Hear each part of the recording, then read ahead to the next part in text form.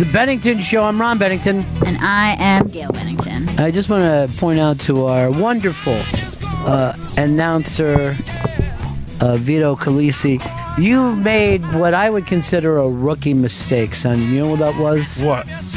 You probably wrote that thing yesterday, your opening, because Manafort, Assange, that's yesterday's news.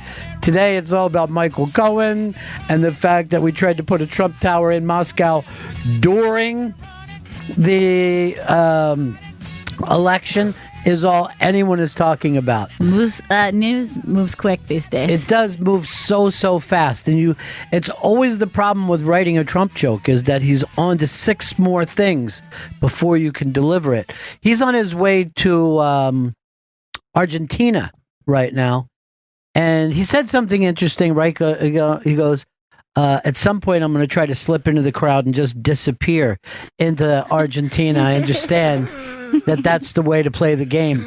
So, Vito, what have you learned? Oh, you're not paying attention to the show today? No, I was doing something. Sorry. Oh, that's okay. If something's more important than the show, by all means, jump on it. So, but this is always so fascinating with him. You know how he always says stuff that, may not be true. At the point that it's absolutely proven to be true, even though he denied it all the time, he goes, there's nothing wrong with that being true. That's what he goes. I'm running a business. Of course, I'm going to try to put buildings into Russia. But he has told us for so long, right? Nothing to do with it. Never had any interest in Russia. No, but during the election, he was trying to put this thing in, and they were negotiating. That's what Cohen came out today. Now, this was the other fucking thing that is so great about him. He's going like this. No one else did what I did. Run a business and run a campaign for president. Yes, that is true. Most people, as we've pointed out to you before, dissolve themselves of their businesses because they would think being the president is a big deal. They put their taxes out to show that everything is okay. And here it goes. I know people get mad at him, but he's one of the most wildly fascinating guys ever. Well, you just never met anybody like Trump. I think that it's just like his confidence is so exhausting to go up against. You can't beat him. Yeah, you can't penetrate him. You can't.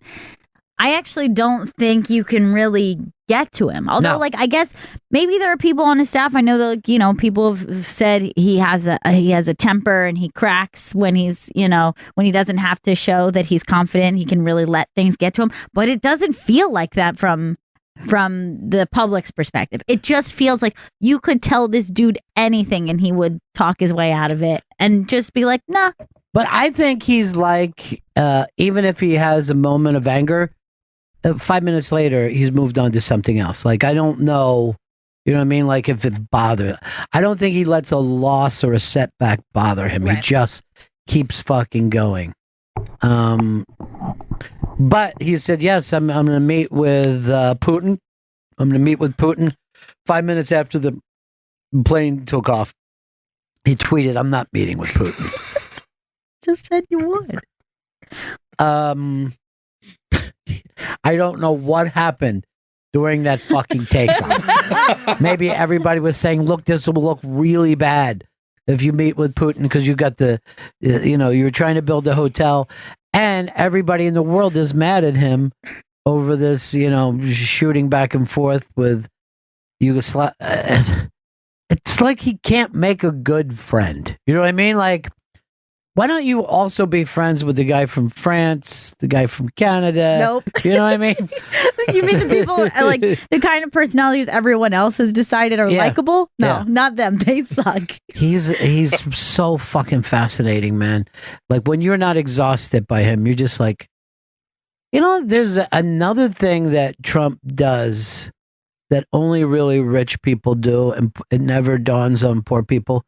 But they never are off from work. Even if it's a wedding, if it's golfing, if it's going out on a boat, it's still work related. Mm-hmm. People here try to come home, have dinner, and then spend time with their family. He would spend time with his family, and the people at work. And then say it was kids. All right, you pick it up from here. You finish this deal. I even wonder what his, because everyone's always like, oh, he golfs. He's always, but I'm like, is that like an enjoyable Trump, or is he still It's like competitive? Yeah, like I still feel like he would be tense while he was doing it. That's another thing is people that are highly successful are competitive all the time. There was this story of Michael Jordan when he was playing like Monopoly with his children, and he fell behind and he just fucking knocked everything off the Monopoly board. That's the stuff that your parents would get mad at you for. You should be like, good. You're going to make $1 billion. Stay angry even about things that don't matter. And don't have friends, have competitors that it works for you, with you to size up with for a while. I love that. Playing against this kid. Fuck this game. Yeah. I mean, who never turned off work is this El Chapo. You know what I mean? Like, even when he was doing lines with people, somebody was still going to get killed. I don't know whether you saw this, and it should be a proud part for Earl. So they have a guy that they think might be the biggest serial killer of all time. And we haven't had a lot of fucking famous serial killers. We're getting these boring wife killers that people make too big of a deal about. But a serial killer is, I hate to wake you guys up, but we're doing a show. And I know Vito's very busy in there, but that's one of the things he could be busy with. But this guy had been busted for killing 3 people. They now say he's admitted to 90. Only when they went back and started asking him. Like he never brought it up during his trial or anything. I like it. It's like, oh, you mean all the murders? Yeah. Okay. Yeah. So he says 90, which sounds like crazy, but the FBI says they have verified 30 some of them now. Holy you know shit. what I mean? Yeah. And here was his trick, and you might want to think of this if you're a serial killer. Try to kill people that life is already really difficult for. The homeless, the drug addicts, the mentally insane, people that are on the fringes, crimes that didn't necessarily have to be solved. And be a drifter yourself. Don't hang around any one town. That's when the bodies pile up. Now you can see, Gail, where some of these dots are. Oh, geez. And notice that your father had you living in most of these places. Most of these places I've lived in one time or another. Big thing for killers is stay in the Sun Belt as much as you can. Yeah, that's a good idea. You want nice weather. Well, you want wintertime kills. You know what I mean? You basically, at most, the best you can do is move around like a baseball team, where you stay in a grapefruit league during the winter, and then during the summer, you get yourself to some hot spots. Did he have like, I don't know, an MO of any kind, a calling card? I don't think so, because it looked like most of these people were beat to death in a fit of anger, and that's not a good serial killer, in my opinion. You like them to be a little more clever than that. I'm just going to use one phrase, and then everyone's going to know where I'm coming from, and that's Dexter. You know what I mean? You want a Dexter on your hand, or somebody who's like really thought about it, takes the time and enjoys the kill. And that may be only made up by the movie fucking industry. It might not. Anger is a lot more involved in this. Right. But Earl, for you, you've got to feel excited because this is a black dude. Yeah, and we've always, it's always been a white-dominated thing. Yeah, it's always rare to have the black serial. I think the last one was the DC Sniper. Was the last black serial killer? I don't even. Yes, it is. And then to me, yeah, I guess he is a serial killer and not a mass. I know killer. That's like kind of the weird thing is that would you call like somebody who is just like a shooter who shoots up a place? That's not a serial killer. You need it to be more like a episodic and planned or something. And yet he did both there. He was. And the weird thing, what I hated about him is there was no real pattern and he took a kid with him. I mean, he was an annoying guy to put in the serial killer thing. I feel like, and maybe again, this is just the cliche of what we know from movies and TV characters, but I feel like you have to have close-up interaction. Just this like far away, like shooting someone, it just doesn't feel like a serial killer's personality. Well, yes. You know what I mean? You need to be interacting with the Yes. flesh Yeah, no, you're right. for it to feel like a real creepy And you're also correct that there should be some kind of a weird connection. Like, in my opinion, a serial killer that the cops are just like, wait, here's the connection. He only kills people who work at auto parts stores. I've got it. You know what I mean? Like, there's this weird thing. And then you find out years before you had bought an auto part that didn't fucking work. You know what I mean? Never let it go. Feels like all of them are bad people. Chris, do you have a favorite serial killer? See, I like Dahmer because he had a purpose. So he was killing these dudes, and because he was trying to then experimenting on them, sort of, and trying to turn them into like a sex zombie. Yeah, it's just flat out gay. Yeah. That's a confused gay guy. Well, I'm always interested when a so-called cis or straight man tells me that he's a Dahmer guy, because it tells me everything I need to know. Good-looking guy, right there. Dahmer, too. Weird. A lot of people say that about Ted Bundy, and I've never caught on that he was attractive. Do you know that I feel that way about both of them too? I remember somebody was saying, well, Bundy was a pretty attractive guy, and I was like, what? I mean, I feel like he had a unibrow a little bit. Yeah, and he kind of has a mid-management look about him. Yeah. And look, everyone's like, oh, he came off so normal. Look at those eyes. No. Those are fucking psycho killer eyes. If I met that guy, I would be like, well, something's off with this dude. What about the evil clown out of... Gacy. Yeah. John Wayne Gacy. Gacy. Very scary. Two things that were interesting, of course. The clown stuff to get him close. Yeah. I mean, that ties in with the Joker, but also that he seemed to do very well with political people. And there's pictures of him with like Nancy Reagan.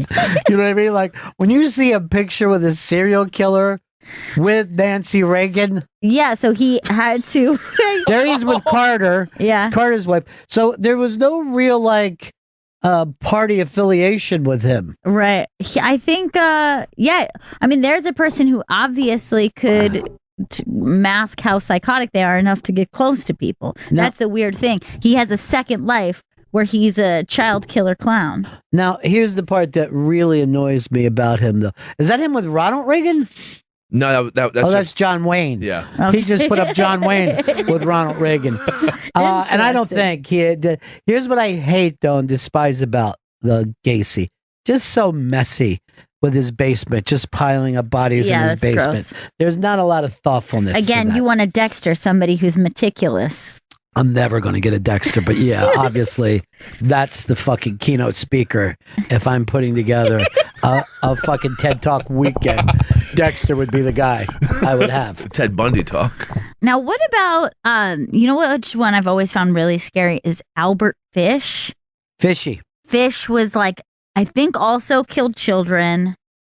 And I think that he was very religious. And so it was like he thought that he was being told like by God to do these things. So he also was into like self-punishment and would like mutilate himself. And he thought he really a famous case was like a famous movie like Texas Chainsaw or somebody, right? Something. I thought that was Ed Gaines. Okay. Was Texas Chainsaw. So what made Albert Fish so famous? And you're not going to learn that from his pictures. Yeah. Chris, and you're not going to get help from Earl why this is happening, or God forbid Vito.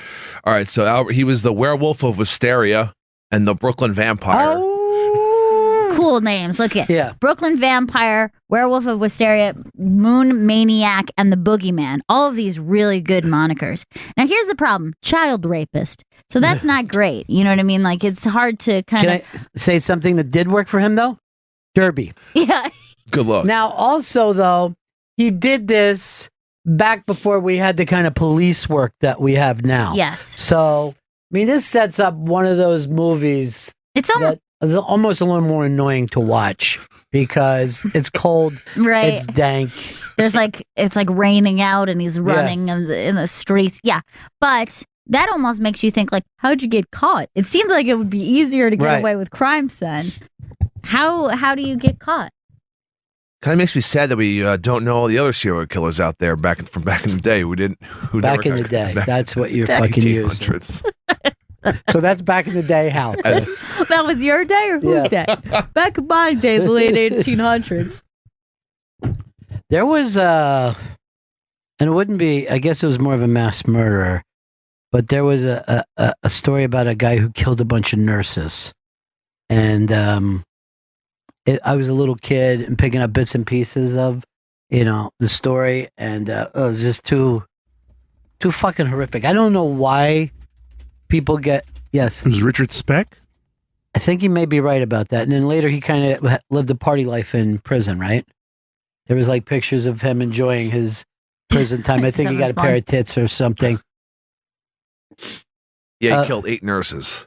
All at the same time, like they were all in the same room. It was just, it was those things that you pick up pieces of when you're a kid, and it's damaging. Yeah. It's damaging. I always say this: no screens until at least 1 year old. You know what I mean? Stay away from the screens. Let's go over here to Tony. Tony in Iowa. Hey guys, the thing about Dahmer, it was his mom's fault because she kept badgering him, not to play with his food.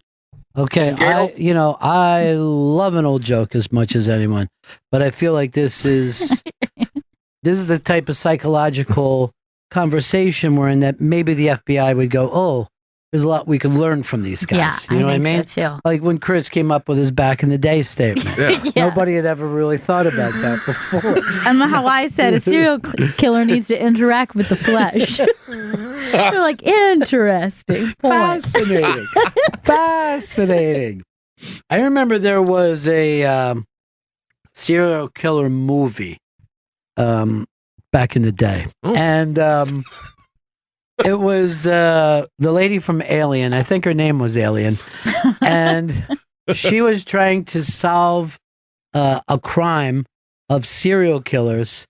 And what Alien figured out is that this dude was copycatting famous serial killers. Like he would do one like Son of Sam, one like Dom, or one, you know what I mean? Was it the movie Copycat? That, I believe it was, it's a weak title, if I'm going to be totally honest here. But Alien deserved an Academy Award for that because she was so freaked out what happened with her that she couldn't go outside.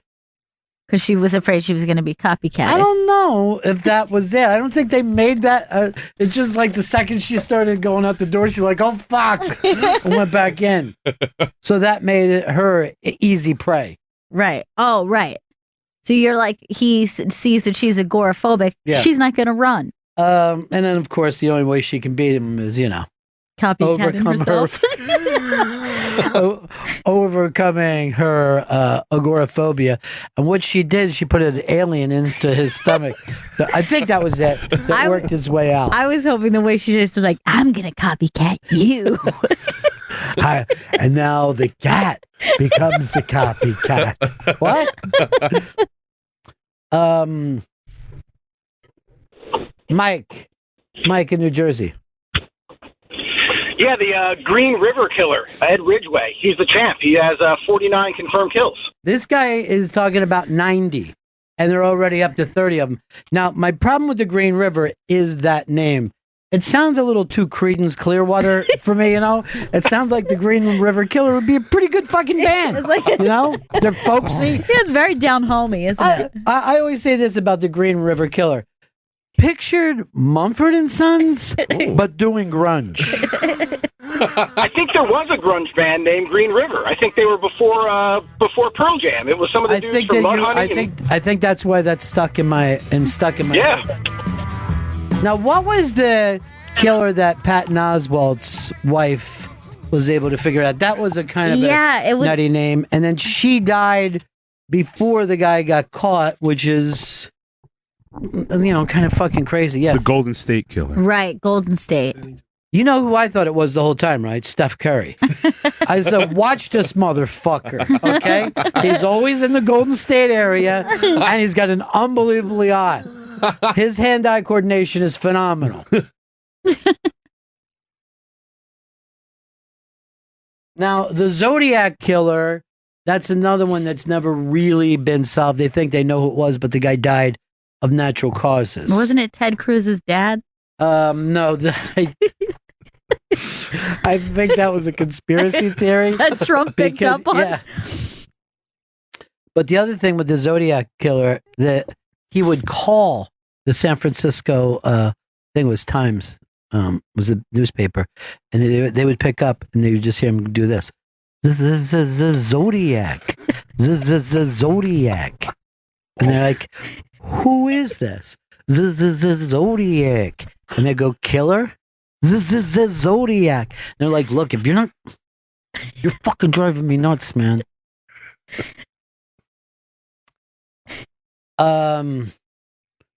Chris and Philly.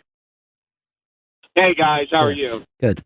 What was the the Russian serial killer that killed all those children? They did the movie on it. Supposedly, like, he killed like 90 kids in Russia. Not like Edwin James. Yeah. I feel like killing 90 people in Russia is like killing 2 people here. You know what I mean? Like this is almost being what Chris would call a back in the day killer. This is a back in the day killer where life was doing much of the work. Yes. A lot of times they wouldn't even find people till after the thaw. And they even said that this is going to kill you. Oh my God, I can't take it. This is a very photogenic day for Juliet. Look at her. Ugh, my heart. We're all getting a little concerned that she's going to, the second that she can run away from Gail, she will. I'm pretty sure it's happening. No one has tried to crawl as early as her. No, she's really insane. First of all, she started rolling at 2.5 months, and first, like, we looked it up, and it was saying like 5 to 6 months they should roll. So I'm like, why is she rolling so much? Now she tries to just like roll. If I lay her on the ground, she'll just roll out the door. Like if I just kept, I don't know. Did you see that thing where I think it was a dog from Boston that they found down in Tampa? You know what I mean? There was a dog that somehow had gotten 1,500 miles away, like a Disney movie dog. And I'm like, oh man, I hope Juliet doesn't do stuff like that. I hope she just doesn't show up at her Aunt Robin's. Would you take me out for ice cream? How did you get here? I'm going to put a chip in her. Good. Put a chip. Earl, who's your favorite of all the serial killers? Which one gets in your kitchen? The one that gets in my head, because I grew up during that time, was David Berkowitz, son of Sam. The son of Sam. You were a child here in New York. Is the son of Sam killings that took place. This is really interesting about son of Sam, because it was what, the summer of 77? Summer of 77. New York was averaging per year 400,000 unsolved murders every year. 400,000.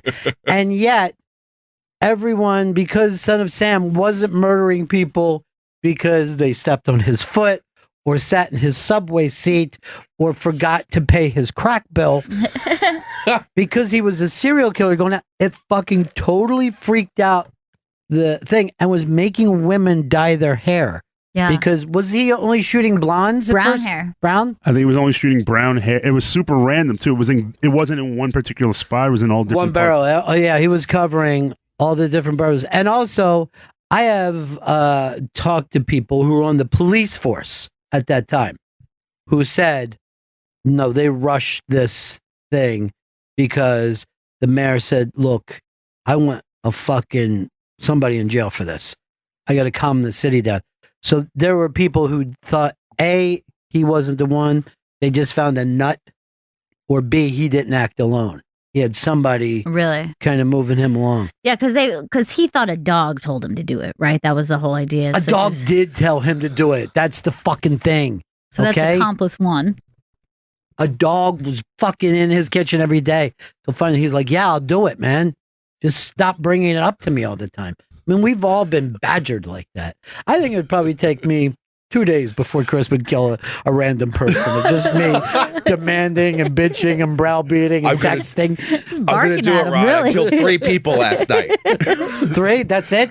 That's all you're doing? By the way, was Sam the dog? Why was it the summer of Sam? Sam was the dog? Yeah, he was some son of Sam. Took place in the summer, so it became Summer of Sam. But the other funny thing is like that was in the middle of the disco era. So people were like, they're just enjoying it. Like, you think we'll get killed on the way home? Like, they couldn't stop discoing, but they were totally screaming. And they said a lot of girls were just doing the Latin hustle and crying. That'd be fun, but I'm so scared. I remember it was one of the hottest summers on record, too. So it was like, we had like a week straight. Was that also the summer that the electricity went out in the city? That the was lights? the blackout? Yeah. Everything happened that year. It's crazy. When the lights go out in the city, Son of Sam is on the prowl. There was a lot of people who thought that Son of Sam was a guy who knew the city and had the trust of people. I'm just going to say a lot of people thought Son of Sam was Scott Muni, WNEW's rockin' DJ, afternoon rockin' DJ, that he would get off work, shoot somebody, and then go listen to new music. You'd trust him. You'd let him in. Yeah. Yeah, that was the other part about the killings. People were getting shot in their cars. Like one couple, they were making out. They were making out in the back seat of the car, and then pop, and then and nobody would see anything. It would be super dark. Yeah, I mean, why would you? I mean, if you don't care who you're killing, you could kill anybody. It's when you're like, I got to kill my brother-in-law that it gets fucking complicated. You know what I mean? I got to kill my business partner. I don't know if you saw this fucking maniac in Jersey. He lit his brother's house on fire, killed them all. Then I think he went home, lit his own house on fire with his children and wife in there as a way of acting like, oh, someone's trying to kill both of us. Who's that guy from? He's one of the great music guys of all time. I think he worked for MTV for a while, did it for CBS Sunday Morning. Not JJ. I'm just No. This is a behind the scenes, and he's a journalist. Kurt Loder? No, way better than Kurt Loder. Let's be honest there. You just said MTV. I thought of Kurt Loder. I'm sorry. I think he had something to do. You know how everybody says, like, I was one of the guys who helped put together. Just put like CBS Sunday Morning music expert. I mean, he's written books. He's put together. What do you got? Nothing come up yet because I misspelled expert. I'm not seeing any names. Max Richter? No, why would I bring up Max Richter? That fucker guy could walk through here right now throwing firecrackers. I wouldn't turn around. Stay on it, boys. Stay on it. No, I did not hear that story about the it's Jersey. fucking It's horrifying. Horrifying. And then you're just like, how crazy. I mean, you made it to this point in your life where you're raising a family and the shit. And you didn't do something like, I don't know, cheat on a business deal or, defraud or whatever. Something like, that you thought, oh, if this is the way out of this mess. So deep down, you're acting like a normal person, but you've always been just crazier than a shithouse rat. Bill Flanagan? What's that? Bill Flanagan? That's it. What's it feel like? What's it feel like to have this guy fucking dust you off? Smoked you, It dude. hurts. No, what you're saying. Or was he normal and snapped? I always think if you... Do you think that that's possible, though? Really? Do you think that... Because that would mean anyone could snap like that. Yes, I don't think that's possible. The fear. I mean, you have to say that so you wouldn't think that one day Earl come in here with a meat cleaver and kill us all. You wouldn't do that. Well, let's suppose he does. What about tomorrow? He comes in here with a meat cleaver and he kills us all. How do we know? He hasn't been planning that for years and years and years. All right, we're not even working things out. We just walk him back now. Huh? I'm in a different fucking conversation. I understand. I should have held that off. Just read it. John Doerr is here. His new show, Big Questions, Huge Answers with John Doerr, premieres Monday, December 3rd at 11:30 p.m. on Comedy Central and on Twitter at TV's John Doerr. John Doerr is in studio. Big Questions, Huge Answers with John Doerr premieres Monday, December 3rd, 11:30 p.m. on Comedy Central, on Twitter at TV's John Doerr. Now, John, I brought you in what I consider to be the Canadian national anthem. I agree. I don't disagree. Yeah, for two reasons. Yeah. If you say it, I agree, and it also happens to be true. It is true. Yeah. Now, you, first of all, congratulations. Thank you. For this television show. And for years, I always said the ultimate outsider, they're never going to let him inside. In this case, somehow you got in. I did. Tell everybody what your show's about. Okay, so our show is called Big Questions, Huge Answers with John Doerr. It airs on Comedy Central on December 3rd. And we had a lot of fun with this. I can just tell you the basics, but there's really more to go over. Okay. But we wanted to satirize kind of modern media. And I love Vice's approach to media for a lot of reasons. I love that they are non-objective in their journalism, which I find amusing and interesting. We've studied Vice media at quite a bit, and we've noticed that they'll say if an interviewee agrees with their narrative, they will actually say cool. And I've never seen a journalist really do that. Yeah. And sometimes they'll even say fucking cool, which is also interesting too. Yeah. It's a bit of a character, let's just be honest here. So we dreamed up this concept where like outsiders looking in at the United States might annoy certain people, and we thought it could be fun to poke the right people and also try and have some fun shining a light on serious issues, but also having fun with this idiotic reveal at the end of each act, which the right people, of course, would be horrified by, and some people will laugh at. So I don't want to be too confusing, but essentially, we borrow Vice News' approach to journalism, and I'm an outsider who wants to be hip and young, which I am not anymore, and maybe never have been. But we explore topics like cyberbullying and teachers who prey on students, and I solve both those problems, which I'm quite happy about, actually. I wasn't sure if I did, but through a series of interviews and deep research, I was able to solve both those issues. Well, I mean, cyberbullying, I'm like, okay, you make a run at that, but teachers who sexually prey on their students was something like, well, that's a little close to uncomfortable for anyone who's a parent. There's no question. There's no question it's an uncomfortable topic. I agree with you. But look, if it's a problem, it needs an answer. Yeah. Big questions, huge answers. So, I don't disagree. But cyberbullying, I think you could argue, might be a more worldwide phenomenon. Right. I think. I mean, I think bullying back in my day, anyway. This is pre-internet, was just maybe a punch in the face. Yeah. And usually the sun comes out the next day. But I feel like young, impressionable minds feel like, oh, this might stay around forever. And yet it won't. It's the same thing. You forgot, like, if you were afraid of a kid when you were younger, you were going to have this. I mean, you couldn't think about anything else. Totally. And, it would stay with you all the time. And you're like, fuck, it's 3:00. I got to leave. I got to make it from here to the bus. This sucks. Yeah. And that's where you make your real friends.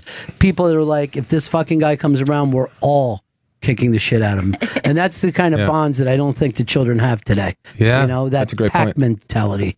I agree. It's probably not as fun to defend people with cyberbullying. I never wanted to defend when I was a kid. I wanted to be part of the pack attacking. That's part of the what, did you say? Part of the pack attacking.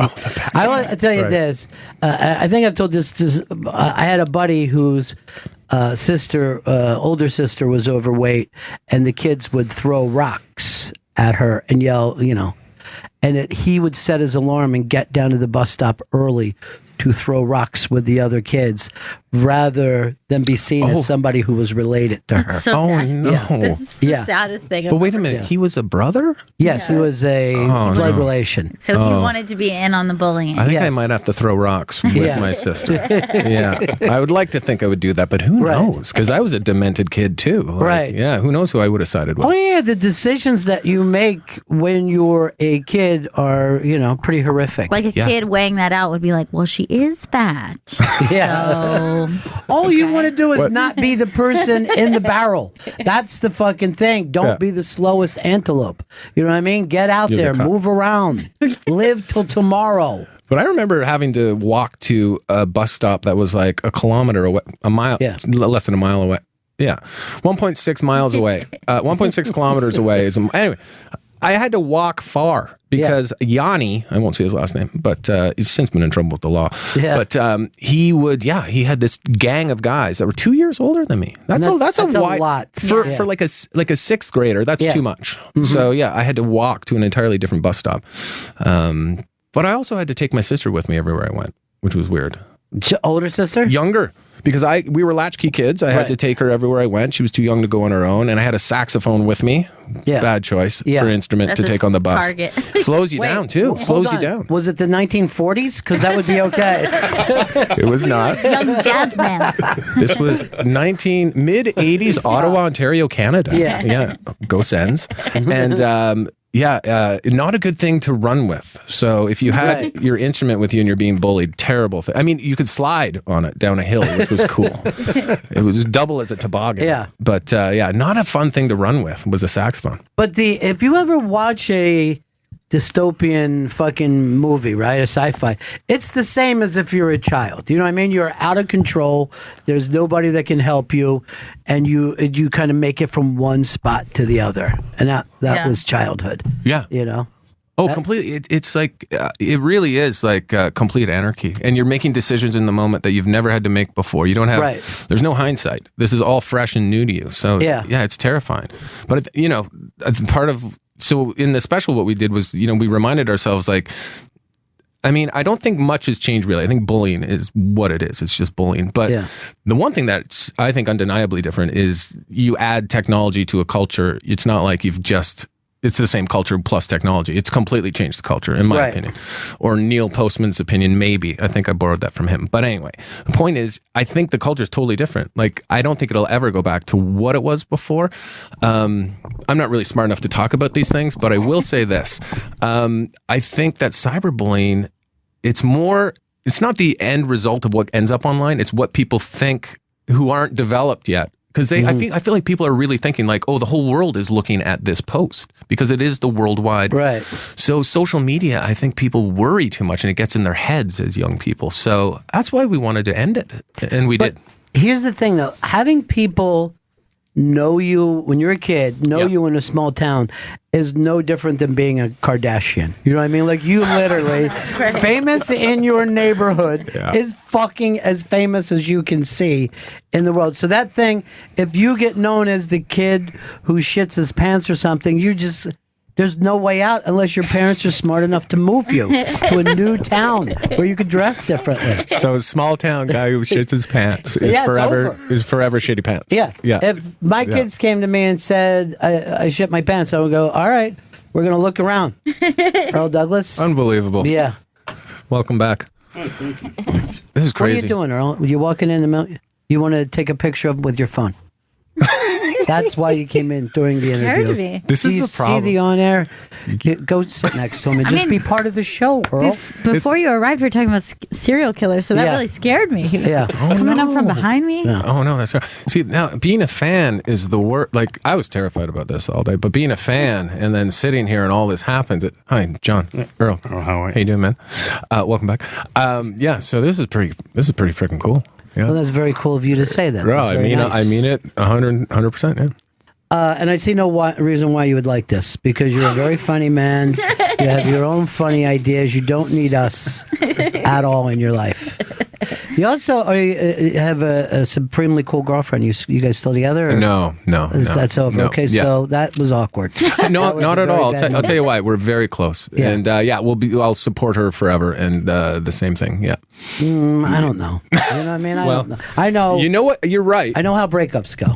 Well, okay. Even nice breakups, you go in different directions. It's like if you people like little rafts holding on to each other in the ocean, you get further and further and further away. But I will say, just like cyberbullying, it's harder to do because of social media. Like I know way more about exes' lives than I should or would have. Yes, this is true. It's very weird. That never goes away. You find out who they're dating, when they get engaged, when they're like everything. Yeah, it's very weird. Yeah. Or even what they're up to. Who knows? Like, any information is weird because you normally wouldn't have that. You would not have that. Now there's access. Now I check my phone. I'm like, cool. He's in Paris. Like we never went to fucking Paris. Shitty pants is in Paris. Yeah, we never went to Paris. Now, is that considered almost the same as like years ago driving past the person's house?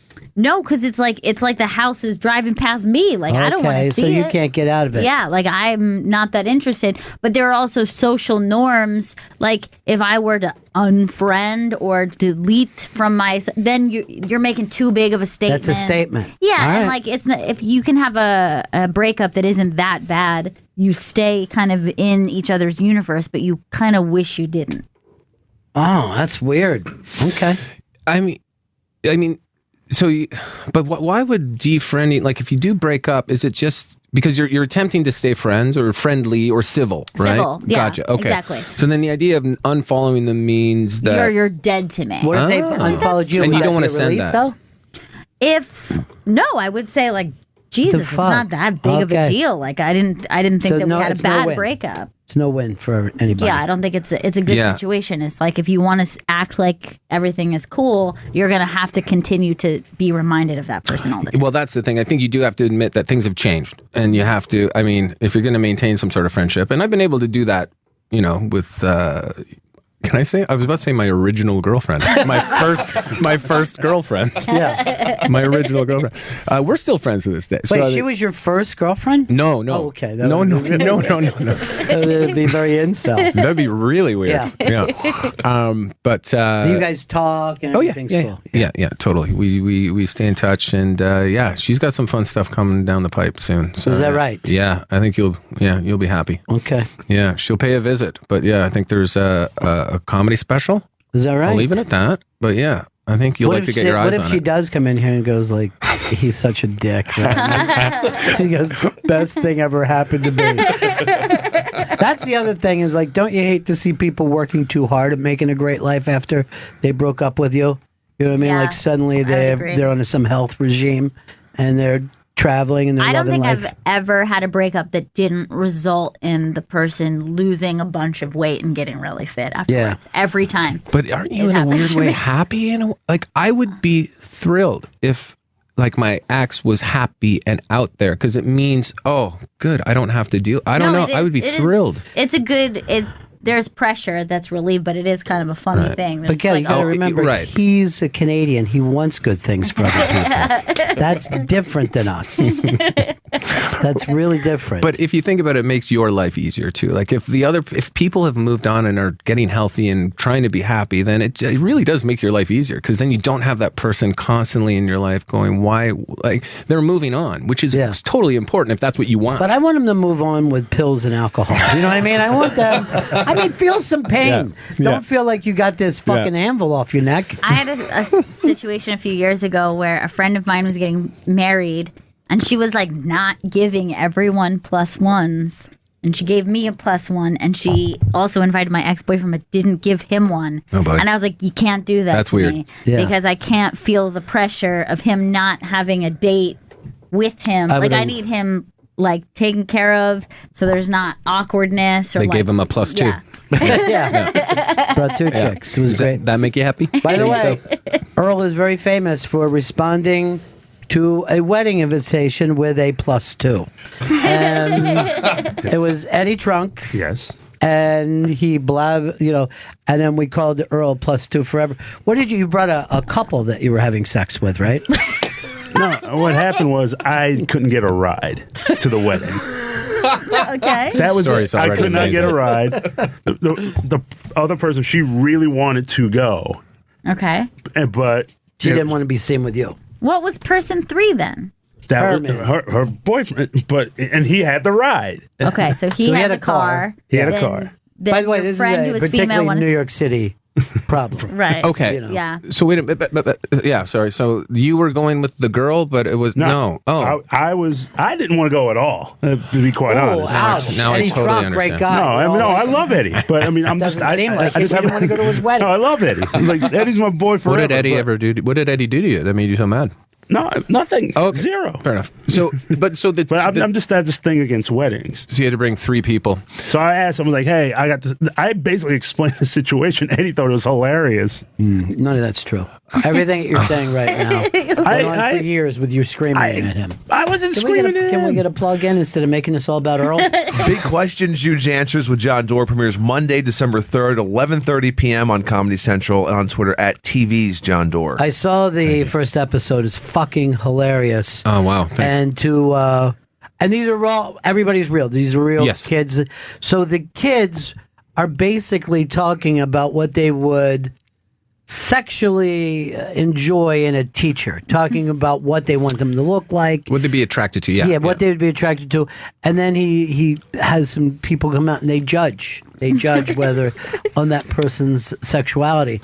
And I was like, it goes to show how much the world has changed. The boys are very comfortable talking about what is sexually appealing in men. You know what I mean? Like a guy when I was younger, even if he had the slightest, like, oh, I could talk about this with my sister, would never say these things in public. But kids are very okay of, oh, no, that's hot. And that was a fast flip because when I was a kid, it was still like, no, gay. That was still a thing. And now those same people are grown, and those same exact people who said that as kids are now comfortable to talk about what is attractive in men. Right. What Isn't that changed? Weird? I don't know. Maybe it's just a thousand little things. Yeah, like more comfortability with gay culture, it being like more in media, more open. I don't know what it was, but it was like a flip that happened within my same generation. Yeah. Wild. Yeah. It was like a tidal wave of like media and everything else and television shows and popular celebrities and then movements, etc. I think it's a combination of everything, but it was interesting, and I noticed we were actually shooting at a grade school. It doubled as a high school, but the location we had to use was a grade school in Austin, Texas. And the other thing that really surprised me, so like I'm assuming this goes up to the 8th grade, but the posters in the hallway of this school were all like protest posters. And I would never see this like when I was a kid in school. It would never be like like a lot of it. It was. Any hashtag you can think of about anything was on these hallways. So you'd walk down and you'd see everything from Me Too movements, but these are young kids. Right. But still, you'd see Me Too movement, you'd see transgender acceptance, you'd see the right, like alt-right posters. It was really weird. It was bizarre. Just the introduction of high concept ideas to young minds, I thought was, I guess it's good, but I was just surprised by it. Because in my hallways, it was essentially poop written on the wall, like that was in marker, but that was it. But these are like poster campaigns. Yeah. Do you think that the audience has changed for comedy as well? Because a lot of people have been raised in safe environments. You know what I mean? That's a great question. I feel like it is changing a bit. Mm-hmm. I don't know though. I mean, I don't know if I can put my finger on it. I would say this, and I'm fascinated. When I owned my comedy club in the 90s, there was never a time where the audience would go, ooh. Right. And I hear it all the time now. Yep. And it reminds me of being in elementary school. That's when somebody did or said something that you knew the teacher. You're going to be in trouble. You're going to be in trouble. Yep. And they do that now with certain types of comedy, even if they were with that person. Yeah. And it doesn't even mean that they're against them, but they just think, oh, you hit a hot button thing. Don't count us in. No, you're totally right. That's extremely thoughtful because, I noticed it with words too. Like you haven't even expressed your opinion yet on a certain topic, but let's say you say abortion and you don't even, they have no idea where your thought process is going, but the word itself will get people to cringe. And it's almost like they're preparing for other people to be upset potentially. That's a good call, man. I'm feeling a bit of that. Which I guess is just the way it's going to have to be for a bit. Yeah. I don't know what to do or say. Well, what is that feeling of like worried that someone else is like, don't upset the herd? Like, let's keep this cool. Like, why would people? Maybe we've seen enough people get dragged down. You know what I mean? To say you've gone into a place where you're risking your own career right now. Maybe he's more empathetic than comedians think it is. Because like, no, I was enjoying you. And by the way, this isn't every show, but like there's some shows where you're like, what happened? This is where we are. And then, oh my God, early show next night, totally different. Right. Demographically, everything totally different. But I wonder if like HR is all like, I don't know. So when we made this show, for instance, we had a meeting with Viacom. They sent someone down to give us this sexual harassment seminar. And it was insane. Like it was, I mean, some of the points were great and it's interesting to hear them, and okay, fine. We get everyone rallied and we talk about this stuff, and it kind of brought the group together. If anything, it was like a good group exercise, but there were like flaws in this thing that were insane. And the animation was ridiculously old. Like it was like Commodore 64 type stuff. But anyway, yes, but I feel like everyone is now, because that's the first one I've ever been to. Like I've never done a television show where it's like, oh, here's your HR, sexual harassment seminar coming. But I feel like maybe everyone has been through that now. So like everyone's kind of a little more sensitive. So it's almost like when they're even in a public place and they hear someone else at work telling it, I don't know. I think people are just ready to be reactionary. Well, I don't even remember, when I started in radio, there was no HR department. And now it feels like half this place is really? HR. Yeah. And our bosses, if we go to our bosses and say, HR said this, they can't go to HR. They are, no matter how high you go up in this company, HR, I think they only talk to the lawyers. They literally have set this up to protect the bosses from making a bad fucking decision that could get everybody fired. You know what I mean? Or get themselves fired. So that has just been done. No, there was no corporation that would think of that.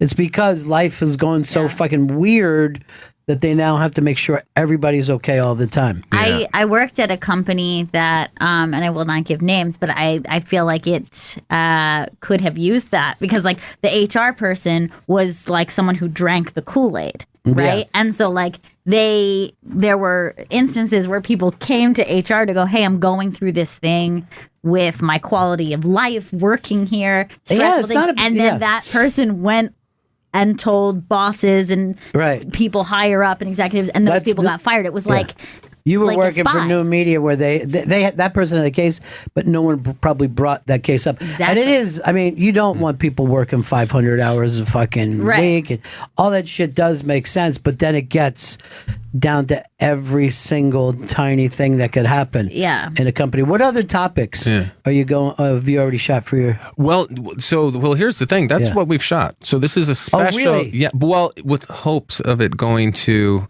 Well...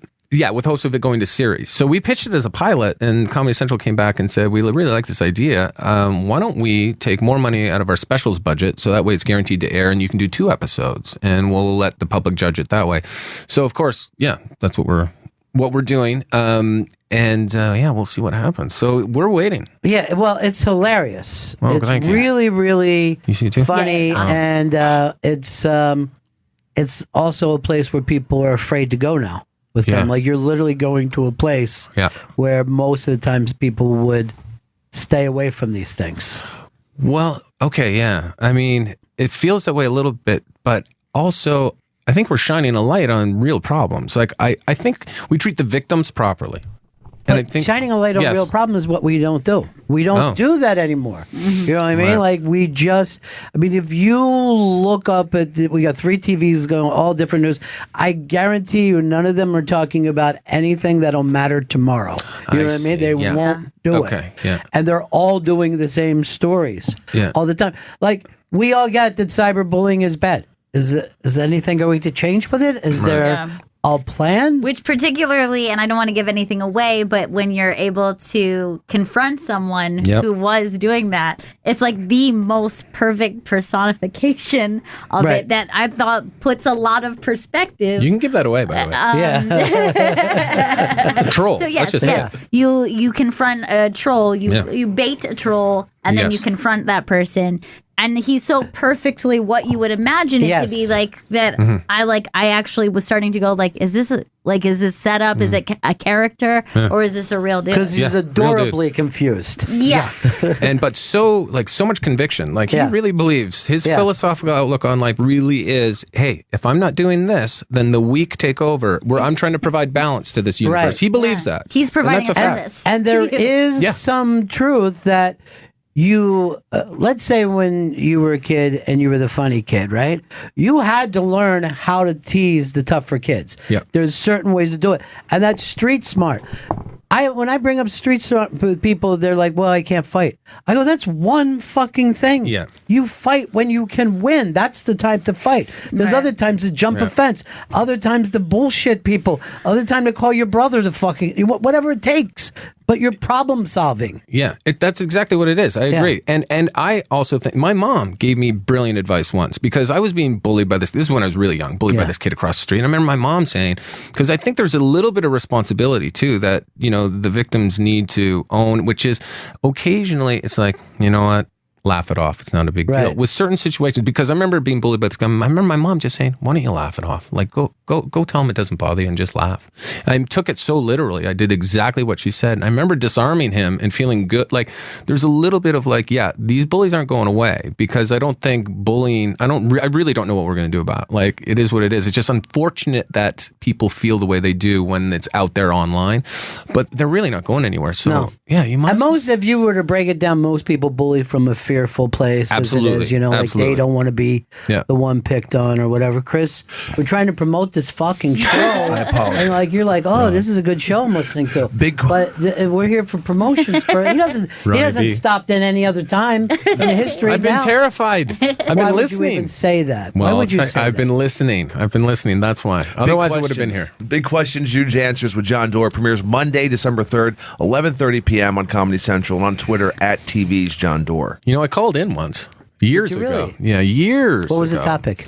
Popcorn was it was in the popcorn days, and you were having trouble believing whether or not popcorn worked at a particular restaurant. I don't know if you remember this. No, not at all. Oh, I was even terrified to call because I was like, what am I going to get from Bennington? And I remember, so I called and it was on hold, and I can't remember who was doing the phones that day, but I got through, and it was something stupid like I said, it's true that he works there at Popcorn. I saw him there, and I remember it vividly because I remember he was coming in on his unicorn, and that was it. Right. And I got a classic Bennington, just all right, and I was like, but I hung up the phone immediately, terrified. Like, I don't want to. Yeah. Now, talk about that kid got in trouble for saying to me he was eating popcorn. Popcorn on his first day, like when I want some. So immediately, the show is starting. The music is playing, and then he goes, "Ron, you want some popcorn?" No, he didn't yell like that. You acted like he was way more comfortable with himself. He was a weirdo. Then another day, he offered you a. No, this is bullying. Bullying. You're a bully. This is satellite radio bullying. He offered you a corncob pipe also when the show was starting one day. Why? I don't know. He knows that I smoke cigars, and he said we could get together. He didn't offer me to take a hit off of it. This is how bullying starts. This is how it happens. Yep. You got it all wrong, Chris. Now, it's a little bit adorable, though. Yeah, it is. That's Chris. Yeah. But I also noticed that you've been bullying Earl lately. And you said because he's different. Yeah. What do you mean by that? I just like things that are the same. That's all. I meant that Earl's black. Is that what you meant, though? No, you wouldn't say that. Do you ever think about Earl's life, that most of the places that he goes, there's all white people and Earl? And I was telling somebody this, when I'm in an all black neighborhood, I'm very aware of it. You know what I mean? I'm not saying I run out, but I'm like, fuck, only white guy. Hey, everybody. You know what I mean? Like, I'll get way more in the moment. And Earl lives his entire life that way. That's true. Yeah, I've gotten used to it. I mean, and the little subtle things like what? Here comes Darky. Pretty much, yeah. Like I remember one time I walked. Subtle things. No, I walked into this place. It's a true story. I walked in to basically use the bathroom. It was down in the East Village. Walking to use the bathroom, and the place stops. Everyone's looking directly at me. Maybe if you didn't look like Malcolm X dressed you for fucking summer camp. You're dressed like a radical, Earl, and you're wearing an American flag upside down. In distress. I'm pretty conservatively dressed, I think. I'm pretty much wearing exactly what I'm wearing now. And everyone just kind of stopped, did the look, and then just continued. Yeah. And then the bartender I knew what I could see. Can I say something in their defense? It's like if you're at the beach and you see a fin. We don't know what it is. Could be a dolphin, could be a shark. You know what I mean? But hey, let's pay attention. There's a fin up. Not in broad daylight.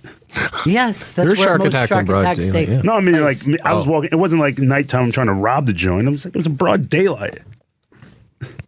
I think there's a lot more or at least the Post is paying more attention to a lot more racial problems. Have you noticed that?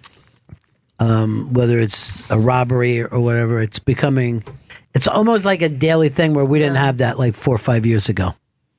Yeah, I mean, things have kind of regressed so very, very quickly. Weirdly, very quickly. And I think so. Like in the past, 2 years in November, I think is where it started to Is that where you would kind of put I don't know why, mark though. on it? I don't know why. I think it goes back almost a decade. To what? What happened for you? When we had the first president, black president. Obama started. Yeah, fuck. I remember that. That's the beginning of the regression. Was the because I think people felt it was very post-racial, which is the most ridiculous thing I've ever heard.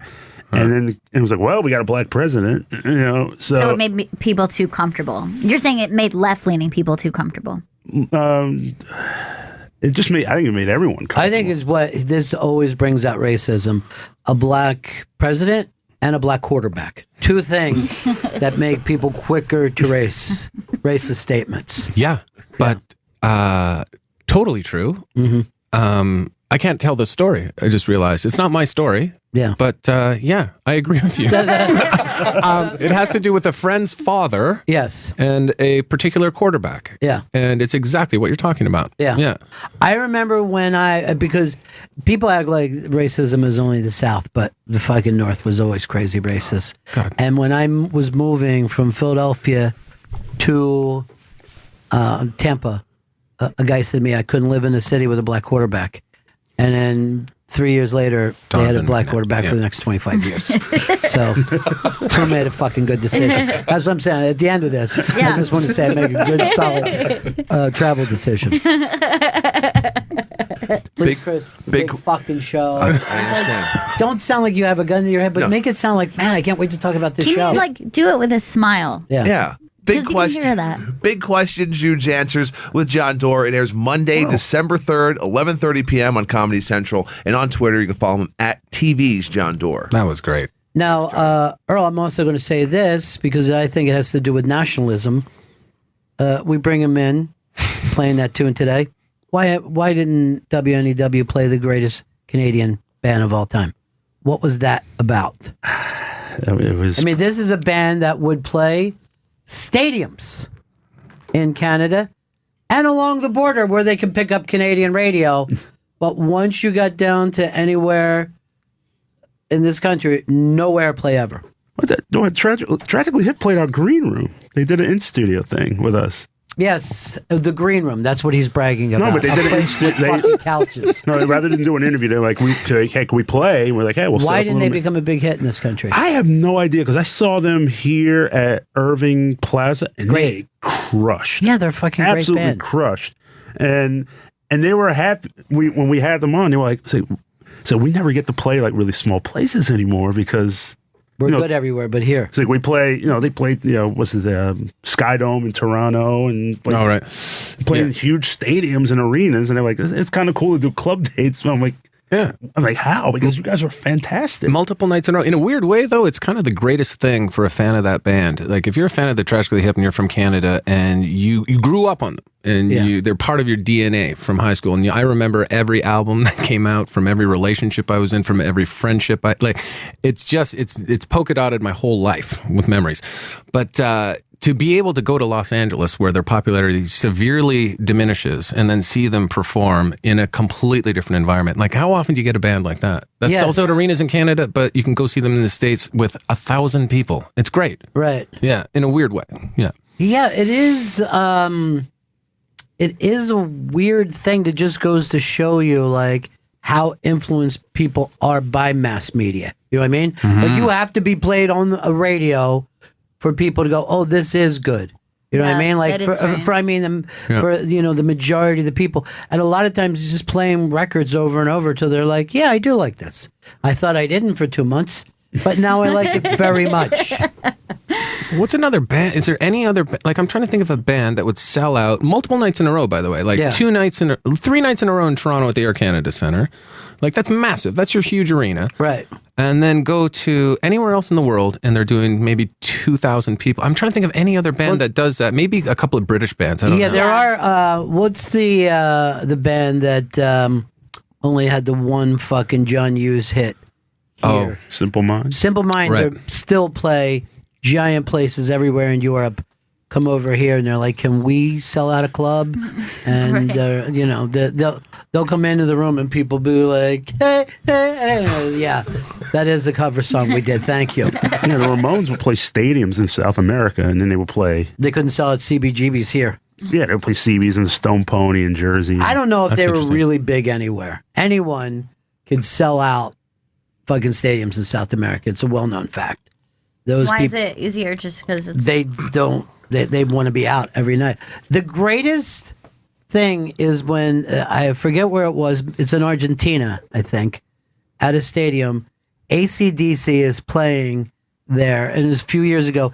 And you've never seen an audience this happy in your entire life, and they do it throughout the entire show. And I'm like, oh, I remember when people in America used to love rock music, and now you go there and they're just kind of like, hey. Yeah. They're kind of enjoying it. These people are losing their shit like it was 1977. I love that. Yeah, it's great. Me too. It's like when Dave Grohl talks about in Britain how people would bounce to songs versus, and I'm like, oh yeah, that's true. I've noticed that, and it is true. Like I feel like the Brits are having had way more fun in the 90s. First of all, they stand for 12, 14 hours. Americans, you go to a show and they're up. They're going to the bathroom. They're coming back. They're getting drink. You know what I mean? No, and these Brits are just fucking balls to asshole for fucking 18 hours. Yeah. Loving the show. Crazy. Yeah. It's America. It's a fucking American problem, and I'm hopeful that you can fix that. this. Well, if it's a big problem, I can fix it with a huge answer, most likely. Chris? That's big answer, big questions, huge answers with John Could you Doerr. say for the ultimate outsider too, so people know where we're coming from Right. here? Big questions, huge answers. Don't read it. Be it. Okay. Feel it. Yeah. You know what I mean? Don't dream it. Yes. Be Be it. it. Yeah. Rocky Horror style. The Ultimate Outsider, John Doerr, his show, Big Questions, Huge Answers. It premieres Monday, December 3rd, 11:30 p.m. on Comedy Central and on Twitter at TV's John Doerr. You know, another thing, John, that people don't talk about enough, I think, when it comes to race, because we have Vito Calisi who works for us. Right. And the Italians, they're such dirty thieves, and they steal and they Greasy. prey upon. Some of them, not all of them. Don't you all beat your women No, too? no. It's some of them. It's in the movies. It's a negative stereotype. I don't beat women. But what if she burned the sauce Yeah. or overcooked the steak, and that defeats the purpose? What's wrong with the gravy? Where's the line? Yeah. When I was in high school, we called them the Italians because Right. they ran the entire school. Yes. We were terrified. Yeah. Wonderful people, turns out, but at the time we were terrified. In my school, and I don't think this is done anymore, we referred to them as the spaghetti N-words. And it actually now, Earl, now that I'm older, I see that it offends. It's a double. Yeah, it's a double offense. Wow. For there, it was only meant as a single offensive. Did you ever have food fights in your high school? Like massive. Only up to like middle school, but Yeah, not not after. high school. I mean, Our high high- school were pretty. We should have at least made the news or gone to jail. It was insane. Like it would only happen like once every 3 months, maybe. But like it would start with like pounding on the desk, like. Yeah. Someone would start pounding, and sometimes it wouldn't happen, but like Right. you'd hear the pounding, and it would settle down. You'd be like, "Oh God, it almost happened." Your heart rate would be up because it would be crazy. Yeah. And then when it did happen, I'm not proud of this, but I threw an unopened Diet Coke can. That's a brick, essentially. That's a. But anyway, right in the back, Tony wearing his Bobby Orr jersey. He wore it every day. Yeah. But he would bully him. And so I just, in the middle of this food fight, it's kind of like, well, I Look blend for a in. place. Yeah. And I'm Good. like, there it is, number 4, Bobby Orr. Got him right in the back. And but then it was just like, guys, we got to hide. Yeah. If they know it came from this direction, we're all Right, fucking we're screwed. all in fucking trouble. Dead. I'm very impressed because that's what happens in prisons. There'll be a riot and you can go over and settle Yeah, an that's a old good idea. grudge. Smart. And a lot of kids don't understand that. You know I like what I the mean? excitement of this. Yeah, this is like, Like, are we let's get this building? started. Is this Who's fucking into happening this right now? But all it would take, by the way, so once that pounding started, like Yeah. If it would fade away, it's like, okay, good. Anxiety's gone. We're good. But all it takes like a Ziploc baggie of celery. Yeah. You got, like tossed up in the air gently. And then it was chaos. It was like the streets of Palace. It was just like throwing rocks. It was crazy. The person who always understands that is the gym teacher. We got to keep these fuckers down because trust me, they could turn ugly. Now in your school, Vito, there's no way you'd throw one of those meatballs because I know how you guys. I mean, we're eating 60 or 70 of them a day. It's valuable. Right? I mean, we're not going to waste a good meatball. Yeah. Okay. I was when I was the only like one of two white kids in a school, and I said, "Oh, hold on." Technically, thought there was going to be it was an all-minority school. That was my point. My friends would say, "No, you ain't white. You Italian," and I would assure them I was white. No, you're you can't not. assure them. You could say there's been a lot more acceptance than there was before. Who was the guy from the Bronx Tale that was in here? He's the famous Chaz Palminteri. Yeah, so Chaz Palminteri, and he's talking about being a kid, and he goes, all the white kids would listen to the Beach Boys, but we would listen to, and I was just like, yes. That's what I can't get Vito to understand. He was so that was mid-60s, you weren't white. But this gives high hope to the Puerto Ricans, though. The Puerto Ricans, we're almost there. We just stay in the game. Yeah. You know what I mean? We're going to get there. Luis J. Gomez, at one point in the future, may be a white guy, for all we know. By the way, a lot of guys come in from the West Coast, right? And this kind of thing makes them very uncomfortable. Uncomfortable, yeah. So there was always, you ever notice like a lot of guys from the West Coast, they don't want to go to the cellar, or you know what I mean? Because they're like, terrified. They have that fucking table where they attack you. Just like, it's friendly table. That was Patrice, and he's dead for 10 years. Matter of fact, I believe today. Oh, today no, is the day that, is that right? Allegedly died. I don't know. I really think it's a great bit that he's putting together. Could be in Allegedly Cuba. died. Yeah. It's a great name for a movie right there. But you're not wrong about any of what you just said. Well, except I don't know absolutely today's the anniversary. But as far as going to the comedy store, comedy cellar. It's absolutely terrifying for some. Why? But I don't even perform. Well, I feel like, it's not. It's got everything to do with just probably me and my upbringing. But I'm terrified of I don't even like performing in Los Angeles. Not terrifying. Yeah, but it's not terrifying. It's more like I'm home. Let's go have a couple pops. Right. Let's sit outside, watch the game, and laugh our asses off. We'll go to Dantana's, get some food, and we'll go Italian food, by the way. Hey, Dantana's. Vito. Shout out, Vito. Ethnic food. Dantana's. Ethnic. Dantana's. Well done, chicken parmesan on top. Perfect. I don't know what it is. I don't like performing when I'm in New York or Los Angeles. I feel like, I don't know, it's like even more social pressure to work or something. How many weeks a year are you doing the road? Well, now more and more. Yeah, I had a weird couple of years, but I feel like I'm turning a corner and it's going to be fun again. So I'm just writing new jokes. So I'll perform actually coming up. It's going to be probably 3 out of 4 weekends a month. So good for you. Yeah, I'm loving it again. Yeah, good for you. For a while, you were like, I was done. I had a seizure 2 years ago. Never had one before in my life. Completely knocked me out. Broke my neck. It was insane. Really? Well, fractured a bone in my neck, which is totally different. So I should clarify that. And then, I had another one because I didn't go on the medication, which the doctor suggested I did. And I said, and I said, you know what? I'm going to get a second opinion. And I did. And then I had a second seizure. So I'm like, maybe doctors know what they're talking about, which I didn't think at first, but they are kind of smart. So I went on medication and now I'm feeling good. And I've cut out a bunch of other things. Though? You don't feel it. That's the thing. So you find out Do you later? remember it? No, nothing. So I was playing poker when I had my first one with a group of friends, and they got this hard concrete floor in the garage, right? So you're playing poker, got cards flying by. And so I remember being there playing poker. I remember I didn't even have a drink this night. And I think I had a Coke in front of me. And then the next thing I know, I'm in the hospital surrounded by doctors. So spine doctors, neurologists. So all this time elapses. About 45 minutes are probably gone.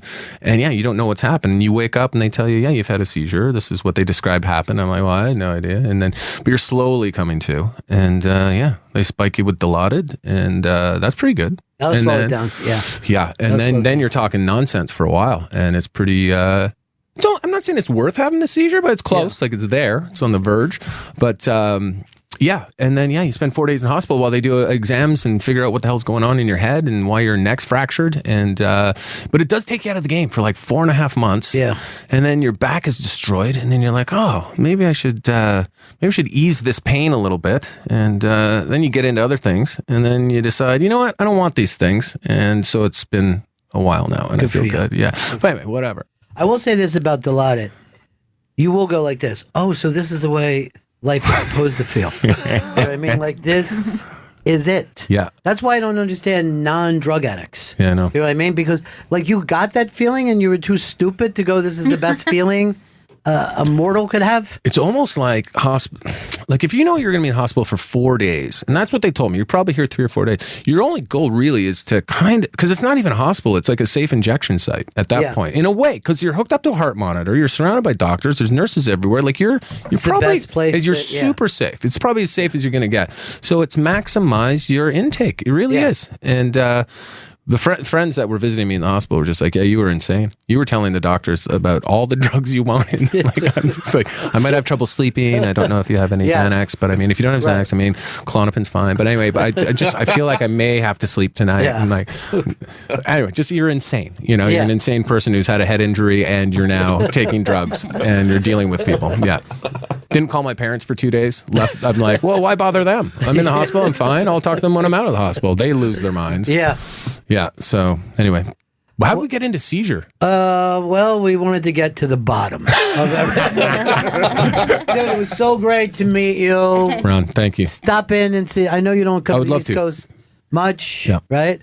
But I think we might go out to the West Coast, so let's hook up this year at some point, okay? If you come to the West Coast, please, let me take you guys. We'll go to this great cigar lounge. And that would be the best. If you, please. And I got to introduce you to a couple people. You'll love them. I would love it. And I'll just let you know, Chris Stanley only wants to do tiki bars. So that's his entire West Coast. Now, knowing that, let's get the real fucking bang up plug that we're all looking for. Oh, boy. Big questions, huge answers with the ultimate insider, John Doerr. That premieres Monday, December 3rd at 11:30 p.m., Comedy Central, and on Twitter at TV's John Doerr. Now, here's the thing, Grace. That was there the whole time. Yeah. It took us that long to get to You it. did great Okay. that time. Okay. But it always existed. You just didn't. You know what I mean? Didn't go for it. You gotta chip off all the fucking marble until you find that statue inside. That's how I'm creating all my stuff. All right. Okay. I see the statue. In the block of marble, and then I just start to chip. It's that simple. Okay, this is my marble. This piece of paper. No. Oh. No, not at all. That's crazy. Okay. Well, then I'll We'll keep see you chipping. soon, John. All right. Thanks, guys, so much. It's a Bennington show. I've gotten obsessed with that song. Just had to play it again. Earl Country Jagger is one of my favorite Jaggers. It's when he's his most honest, you know, whether it's when it's Far Away Eyes, it's interesting that you say he's not honest the other times. I'm not saying, well, no, he's a fucking liar. And you no, I mean, honest was the wrong I'm word. proud of you, Earl. I'm proud of you. You've done something that people have been afraid to do since 1964. Stand up to fucking dishonest Mick Jagger. Lion Mick Jagger. I would say I'm going to be out this weekend, and Earl, I'd love for you to be there. I'm going to be with Rich Voss and Jim Florentine, and we're going to be in Windsor Locks, Connecticut. Treehouse Comedy. Go to treehousecomedy.com. It's going to be a really fun night, and it's just a pleasure to play with these two guys. I mean, they are incredibly funny live. I watch both of these guys like a fan. You know what I mean? Like a goddamn fan. Chris, I felt like I tried to get you a fun LA trip. You know, get some people hanging out. That was nice. I know that your biggest thing in life is to see a tiki bar, I want you to have the chance to do that. I just want it, Ron. The drunkest I've ever been in my life was at a tiki bar. Really? Many, many years ago in Sarasota, Florida. The place still exists. It's called the Baihai Hut. And they're Mai Tais, where they're famous drinks. And there was a sign that said, 2 Mai Tais maximum. And I went in for 3, fell asleep. My friends left me in a hot van in Sarasota, Florida in July. It's awful, man. But we were so drunk that I remember when the waitress showed up with the check, we lit it on fire as a funny joke. I mean, as drunk as I've ever been.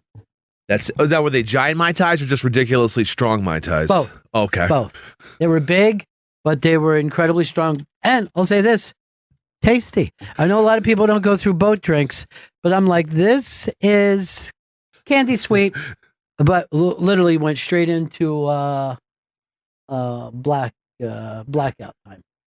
I mean, it sounds like a delicious blackout. It had to look at a other place that the entire cast of McHale's Navy could have been in there drinking with us. Yeah, I do like the decor of what I've seen of tiki bars. Tiki bars was a post-World War II thing because millions of guys were in the South Seas, drank at these places, and when they came back, they wanted to have that same drinking experience. So after World War II, two things happened. The tiki bar, which has still stayed bigger on the West Coast. There used to be places in New York. There might even be a place or two. And Chinese takeout was the other thing. And after World War II, chop suey. If you ever watch any of the original TV things, they're always saying, get us chop suey. Yeah, which that's right. is basically leftovers. Real Chinese places don't even want to sell this. I've never ordered it. I guess I've seen it occasionally on Chinese food menus, but yeah. It's a real old school word. We're getting chop suey tonight. But there were no Chinese restaurants pre-World War II. And again, guys came back and they're like, honey, we had the best thing over there. When we weren't killing Japs, we had some very delicious food. Oh, by the way, Gail went off to pump. She has to, if she doesn't have the baby with her, she has to pump. The days that she doesn't have the baby, two annoying things happen. Number one, she has to pump. Number two, she doesn't have the baby. So I'm getting a lot of text pictures of the baby today. That's nice. That's good updates. I didn't think I would like the baby this much, but Really? I like it quite a bit. That's great. It's a good surprise. Well, it's not that much of a surprise. I knew I was going to like the baby, Chris. Yeah. By the way, are you free this week? I'm supposed to watch a baby, but I got to go up to Windsor Locks. I mean, if you absolutely need me to, I will. Your lovely girlfriend would love to play with a baby this weekend. I don't feel like I should be around a baby for like a whole weekend. That's too much. Would you think that the baby would be safer with you or with Vito Calisi, the Italian? I mean, that's tough because Italians might try to sell a baby because that's all they have. So you have to make your decision right now. All right, I'll watch the baby. Do you understand this, Vito? He's trafficked. willing to say that he would watch the baby before allowing you to. No, that's if you want what's best for the baby, you let me watch it because he brought up a point. You might sell it. You're going to traffic that baby. You're Italian. Italians aren't traffickers. I was going to say a race that I thought was traffickers, but I don't think you're allowed to worth do a lot that. of money. Gypsies. That's the passable one. Gypsies. They were always people in the old days. They were always saying that gypsies will steal you. Yeah, I heard that. I think my grandmother said that to me. My grandmother used to say this, which I now see as a racist statement, which is, I'm going to trade you to the Indians for a horse, and then I'm going to shoot the horse, is what my grandmother used to say. So for a while, I just thought she hated horses. And then later, I'm like, wait, this means no trade backs. I accidentally said something racist to somebody a few days ago. I went to a birthday party at a bar, and I saw there was queso on the menu. And I said to the Spanish server, hey, man, can I get some fries with the side of that queso you have? And he goes, do you mean cheese? Are you asking me if I could get you cheese? And he was super offended. But it said fucking queso on the menu. So I don't understand what the problem is. He was annoyed that I referred to it as queso, and that I assumed that he thought I was trying to speak Spanish to him. I don't even get where he's coming at. So the queso is what is on the menu. Queso, it said cheese. Queso. It said we have a nice queso dip, so I ordered fries with the side of queso. That's really disgusting, by the way. I just wanted something to dip it into. I was splurging that night. And he got mad at me. And the guy was Hispanic? Yeah. Are you sure? Maybe now, just assuming things, but why else would he get mad at me for saying queso? I want you to Look at this last Twitter. It goes, I just started listening to today's Bennington show, which always fucking surprises me the way people listen differently than they used to in the past. And he goes, I'm already pissed that Vito is incapable of listening to Ron during a conversation. I'm getting that a lot. The fact that you can't seem to lock in and you don't know what words are. Well, no, I was just setting something up with the phone and I didn't have the headphones on, so I briefly just didn't. The reason why you're having that problem is because you don't trust the other people to do the phones. And you are turning yourself into and I hate to say this, a Chris Stanley. No, I don't want to. Where you want to do all and be all.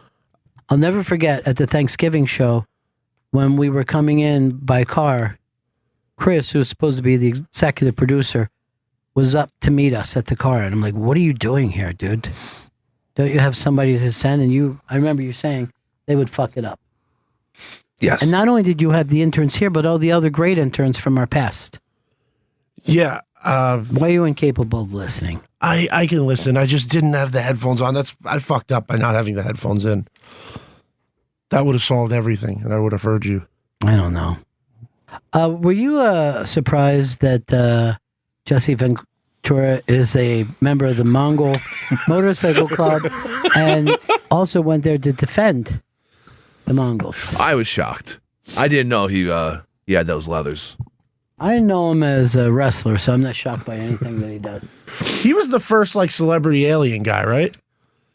I don't know what you mean by celebrity alien. Like celebrity who was like, I believe in alien conspiracies. Why would you say celebrity alien then?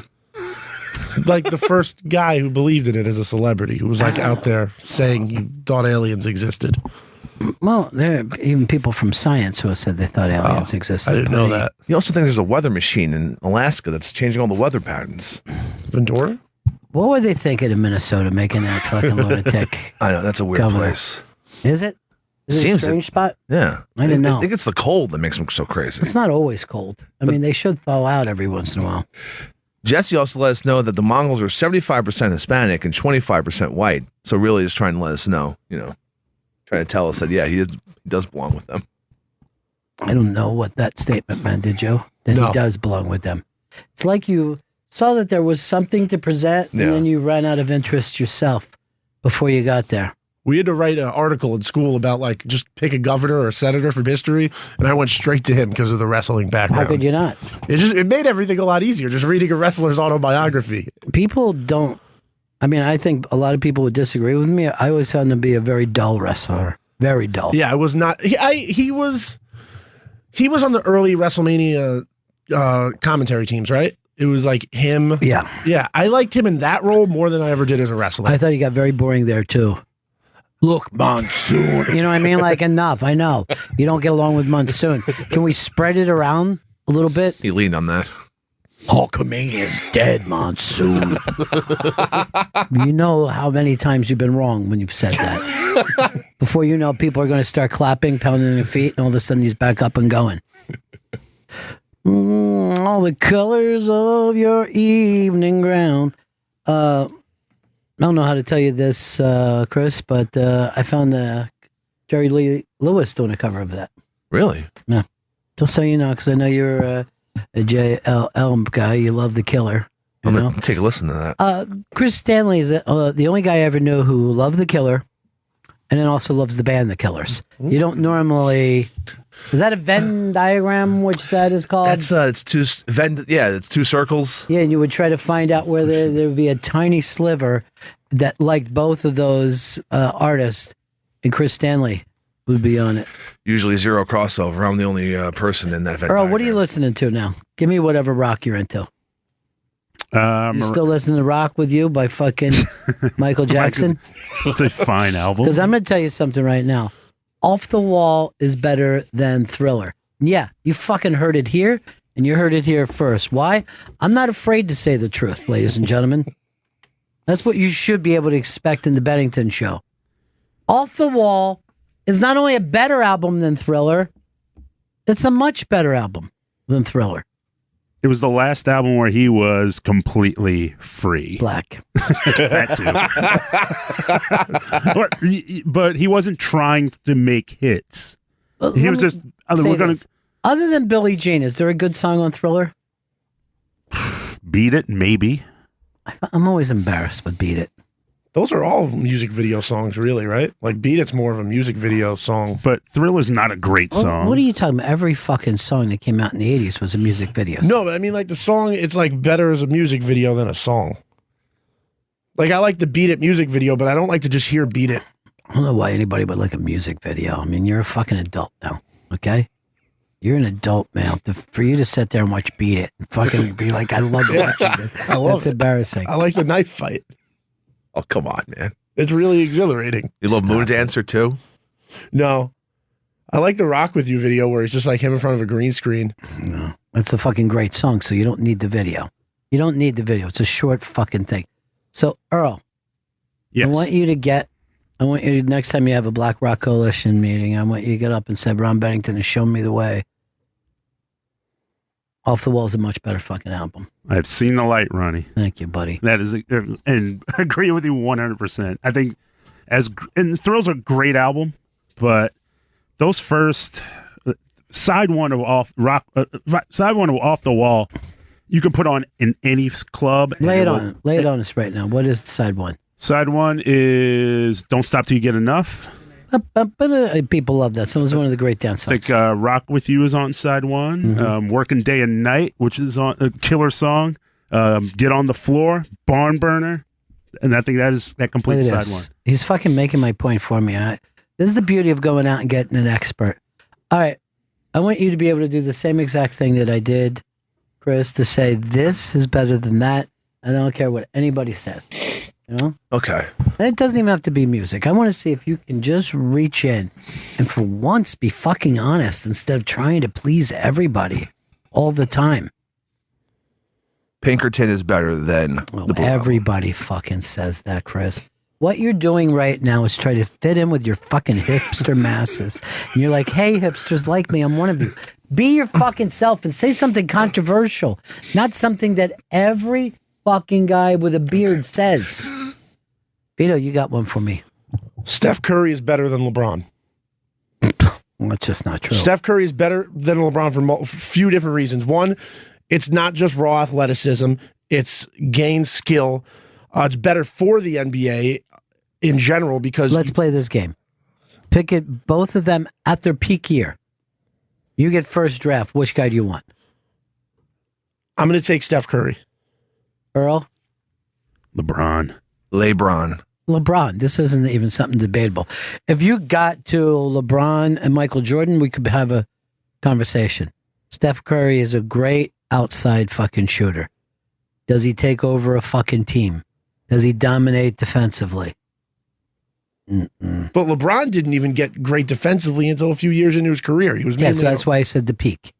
I said the peak fucking year. Which one do you pick? And I want Steph Curry. You've taken something that we all cherished and we thought was going to be fun. You did. Chris played it easy. You know what I mean? He was like, hey, let me see what the hipsters are like if I say it. Then you turn around and go, oh, I see where he made a mistake. Let me throw out something crazy and be like, you know what? I think Robin was more valuable than Batman. And Robin, other than the fact that he couldn't drive, was the crime fighter. I think Earl, I want you to give these guys one so they'll just fucking understand what I'm talking. I'm not saying outright lie the way Vito did, or try to be accepted by people who are never going to accept you the way Chris Stanley did. I want them to accept me. Do you know the first fucking 9th grade nerd said that same thing fucking 15 years ago or whenever it came out? Go ahead, Earl. I'm going to say David Bowie's Low album is his best album, including Ziggy Stardust.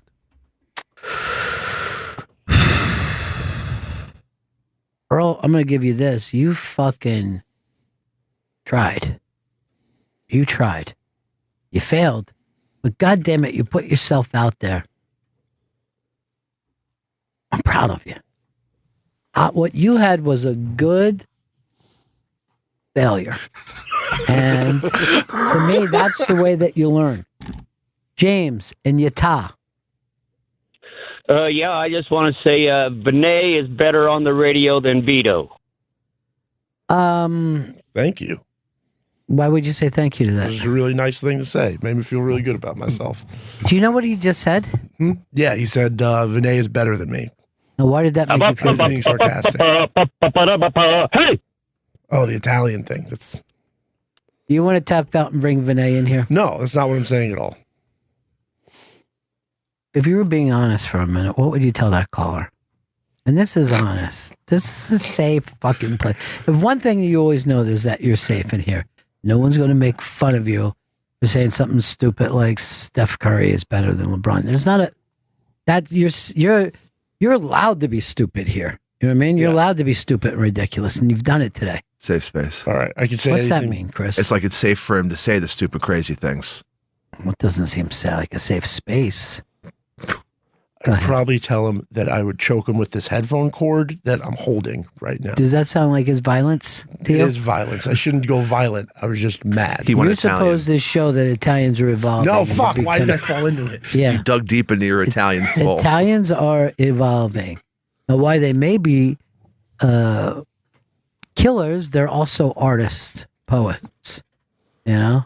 Those are the good ones. I need to aim to be more like them and not like the mafia monsters that I liken myself to. Did you say mafia? I thought I said mafia. I thought I did, but there's a good chance I said mafia. Come on, man. It's you think I'm already mad? Stop it, Chris. All right. Don't you pull against them. You know what? There's a lot of great jobs you could have. You could be a stoolie or stool pigeon. I don't want to be a stoolie. You could join a racket and become a racketeering type person. You just threw racket with racketeering. He's stupid. Racketeering is running a racket. Garth, what's up? Hey, fellas. Pearl Jam 10, best album of the 90s. I'm not even sure if it's the best Pearl Jam album. Earl Douglas. Oh, you got a cover for the kid. I forgot. No, I heard you. What is the best 90s album in your opinion? My opinion, Bad Motor Finger by Soundgarden. Wow. Oh, there's a guy willing to go for it. Chris, what's the best 90s album? I'm going to say Battle for Los Angeles, Rage Against the Machine. Isn't that a safe fucking pick, huh? Call me Safety Dance. That wasn't even from the 90s. Damn it. Oh, that's a nice fucking safe. Like, hey, it's kind of rap, but rock people can like it. Yeah. It's like good I'm rap rock. going to ask more from you. Okay, I have one. All right. It's food. Hot dogs are better than hamburgers. If what you were saying was true, Yes. every intersection would have a hot dog place and not 8 hamburger places fucking battling out. There's going to be there will be a backlash against the hamburger. Oh, hold on. Let me see. Is this 1958? No, because that's already been I'm sick. There's not even a famous, to be totally honest, there's not really a famous hot dog chain. I know where you're going to go with it. They're not that well known. Is it just a New York, like East Coast thing? It is an East Coast thing, best. A hot dog is a tasteless sausage.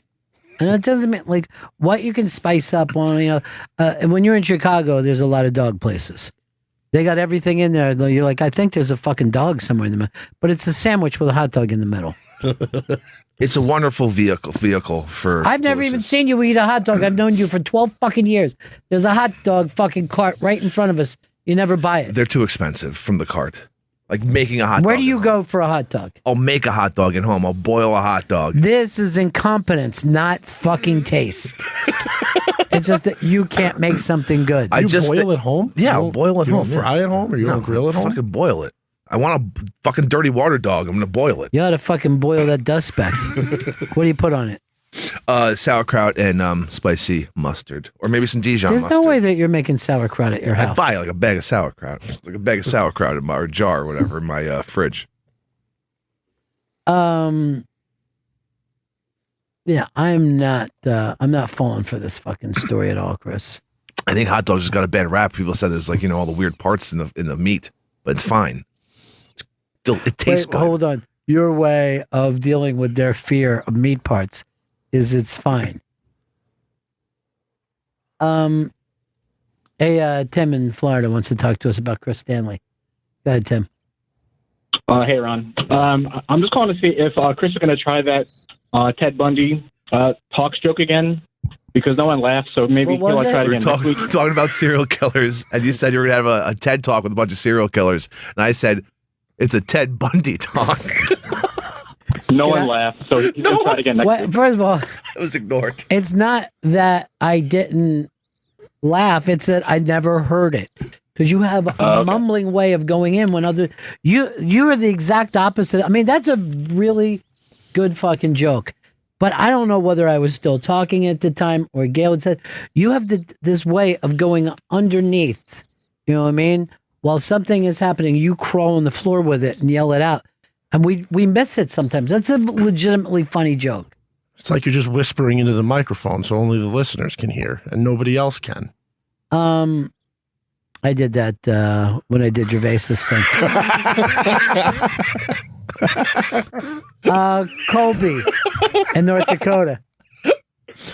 Hey, Ronnie, just wanted to let you know that your staff once again won't correct you, and poor Hicks has no confidence in himself. Battle for Los Angeles came out in November of 1999. Yeah? Yeah, that was correct. Yeah, but Ronnie said that it didn't come out in the 90s. No, he didn't. No, I didn't. He didn't say that.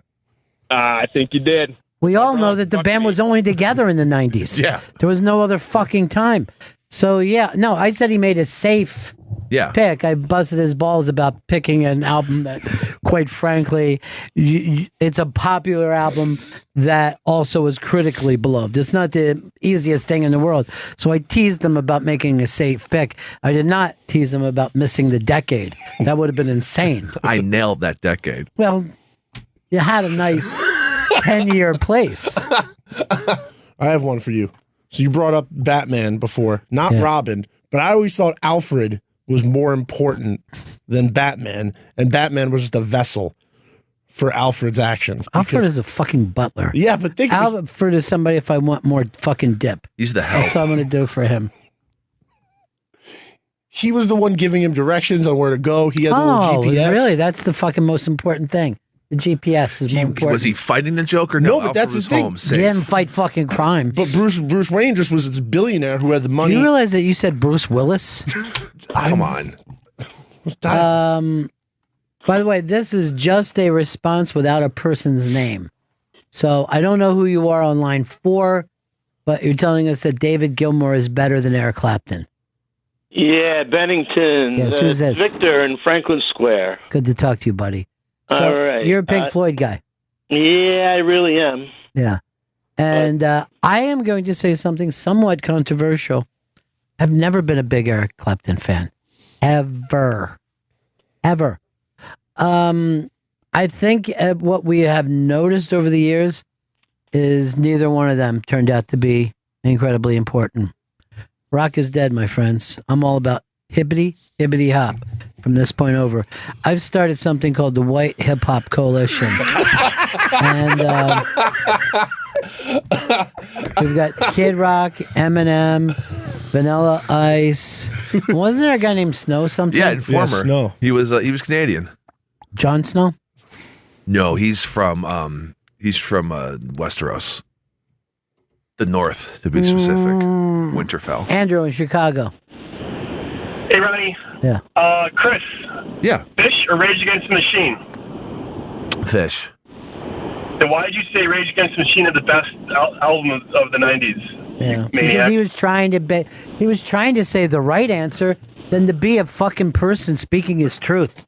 And that's why you're probably going to go to hell, Chris. Maybe that's... I mean, religiously, I'm saying. Okay. I'm sorry I didn't say hoist. Love you. All right, peace.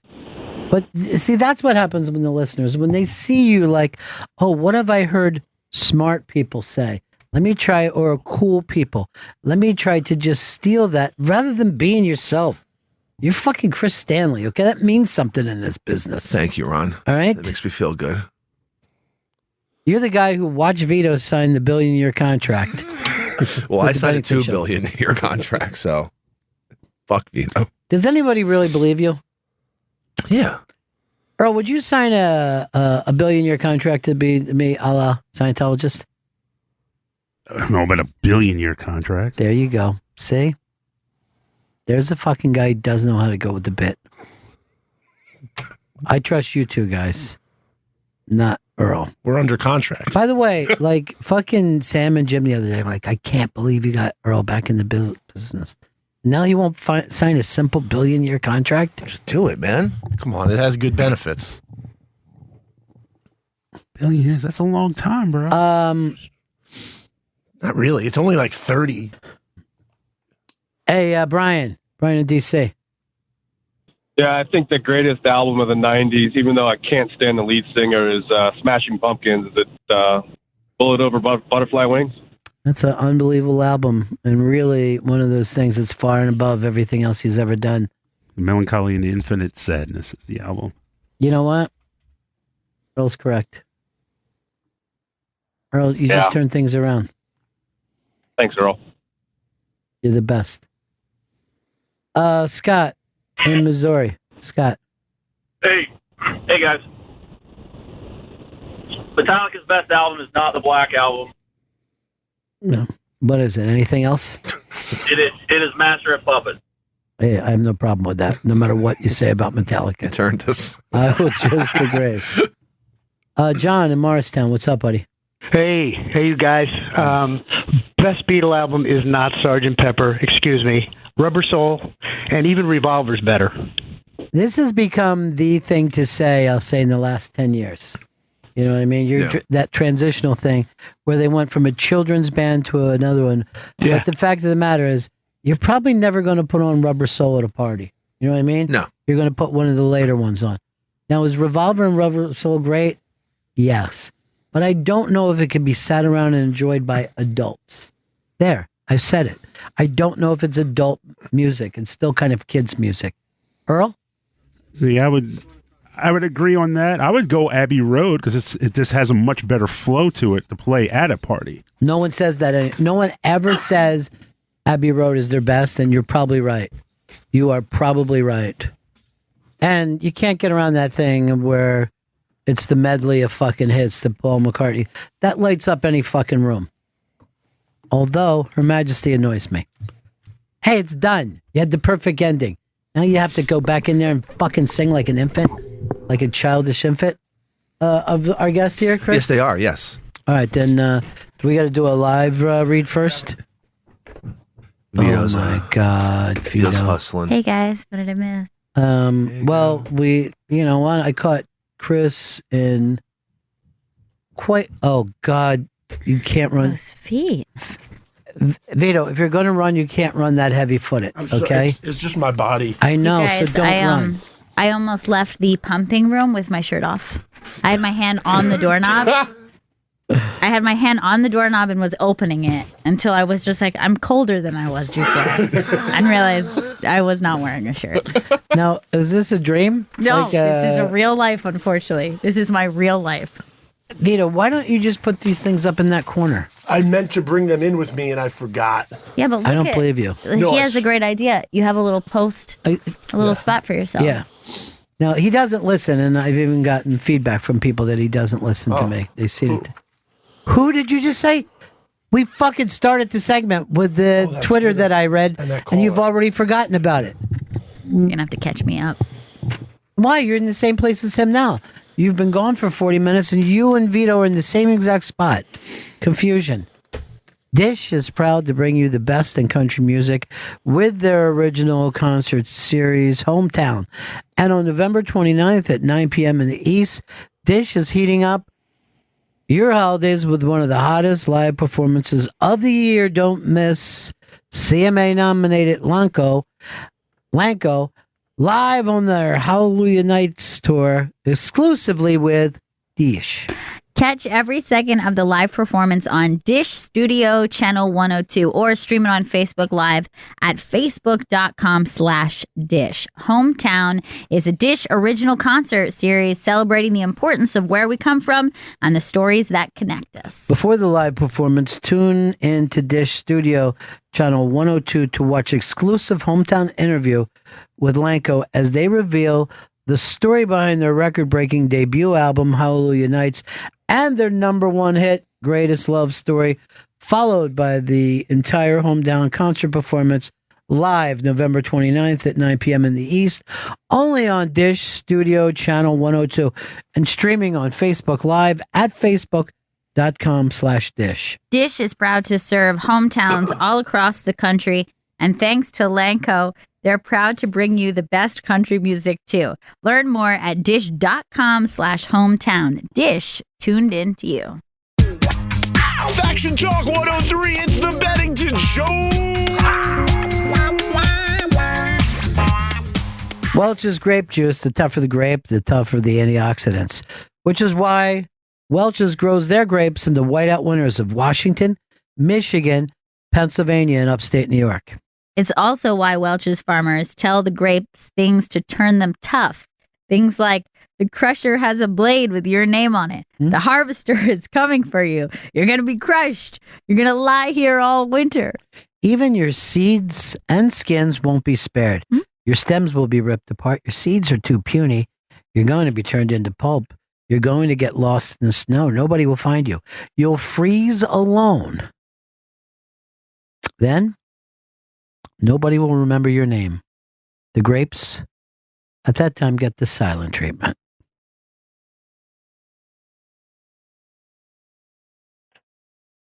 And after the grapes have sat there wondering if they'll ever hear anything again, they hear the harvester.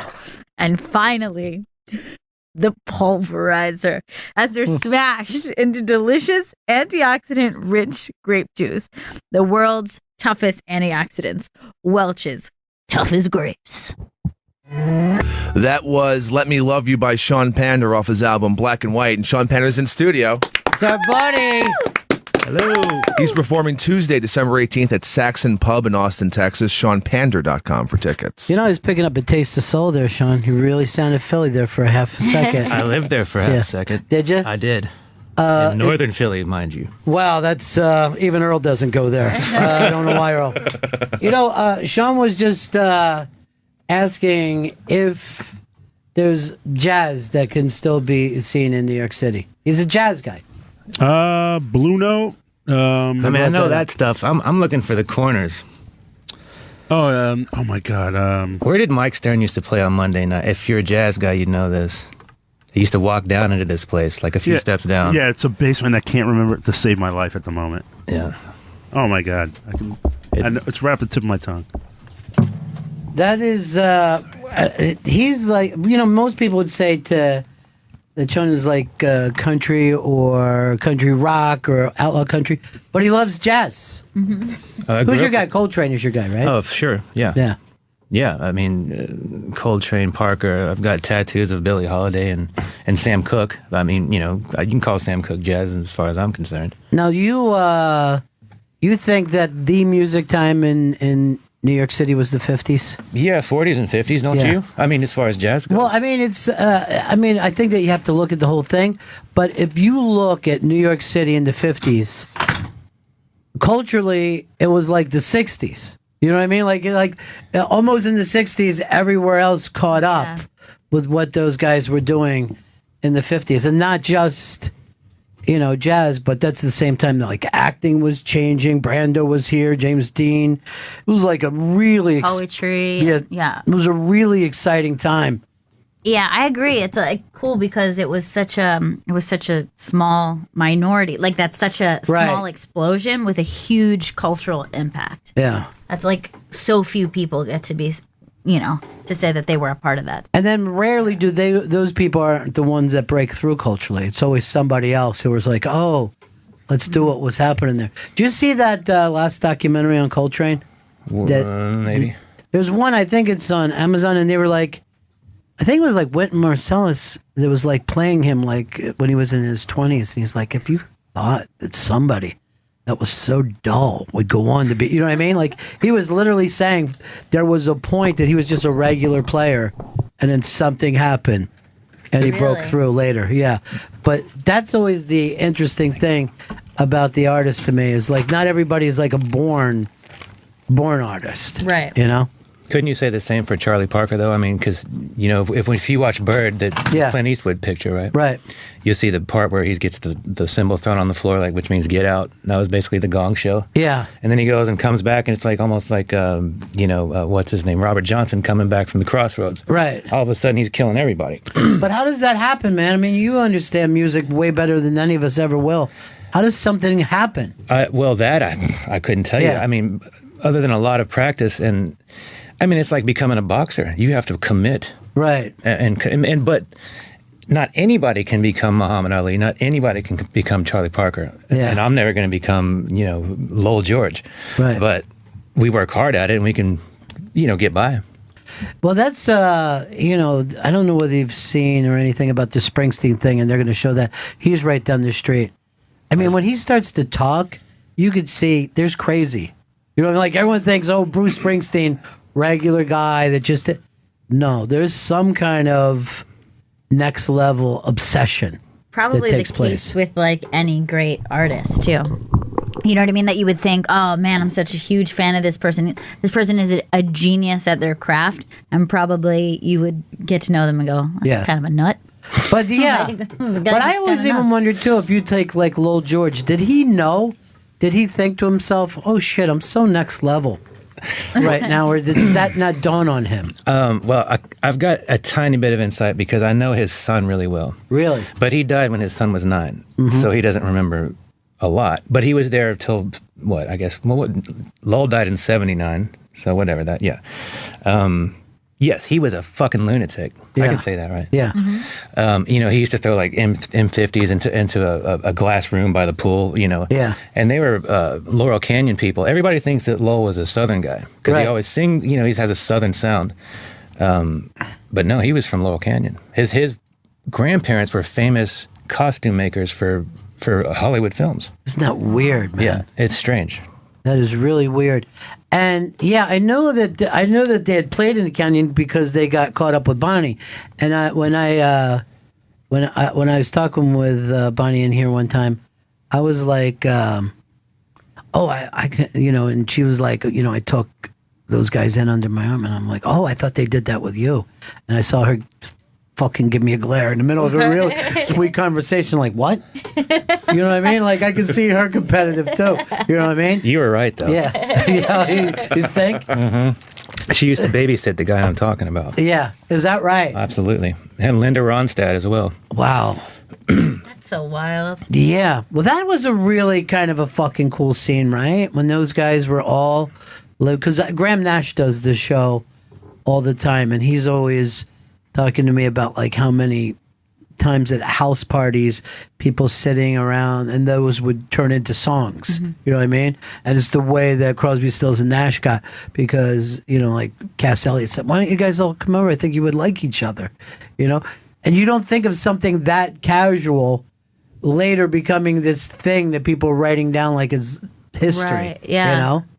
But it was pretty fucking casual. Yeah, that was a very weird scene. It's a very weird pocket of like creative minds. Oh yeah, in a place that doesn't exist anymore. Yeah, you don't think anything like that? Well, if it is, they're not telling me. Yeah. Why do you think though? Do you think because it was so cheap to live places that people could move to it, or because the internet you don't need to move to that place? Yes, of course that. Yeah. My only little piece of that magic, which was nothing close to what we're talking about, was living in Hollywood in the early 2000s, and we played this joint called the Hotel Cafe, which sprouted a bunch of singer-songwriters, which it was a broad name to call all of us what we did. Basically, we played guitar and wrote songs. Right. But it created this culture, this thing where they actually took it on the road. They were making records, compilations. A lot of people came out of it. Joe Purdy, more than I want to give credit to right now. Right, yeah. No, that's not true. I just can't remember them all. But anyways, that was a thing. It was a thing for a minute, and we did feel like a group, right, a community. But you might also not realize that stuff until you have a little distance from it, because how how aware was the general public that the Laurel Canyon scene was happening, and and how creative? Probably by the time that they got aware of it, it was ending. Yeah. You know what I mean? Because Yeah. everybody was getting successful and going their own ways. Mm-hmm. But I always like when those guys were like, they're like, yeah, we used to make fun of the Eagles because we thought they were just ripping off fucking Graham Parsons. You know what I mean? Like, and when you bring like, well, what about? And then you find out, oh, those dudes they came on just a beat later had zero respect. You know what I mean? Yeah. But those are the ones that normally get the commercial success. Because they're like, okay, there's all the mistakes that were made right before us. Right. 100 million people can't be wrong. Yeah. And yet they don't even give each other credit. That's one of my favorite documentaries just because it's so nasty and ugly and Yeah. nobody's a fucking winner in it. I remember It's you just told great. me like you couldn't imagine how like cold and mean, like it's like this chill sound, but like they're Right. really legitimately. Yeah, there's not one of them that's laid back Yeah. at all for doing the laid back thing. They're just really, really ambitious cats, man, right from the beginning.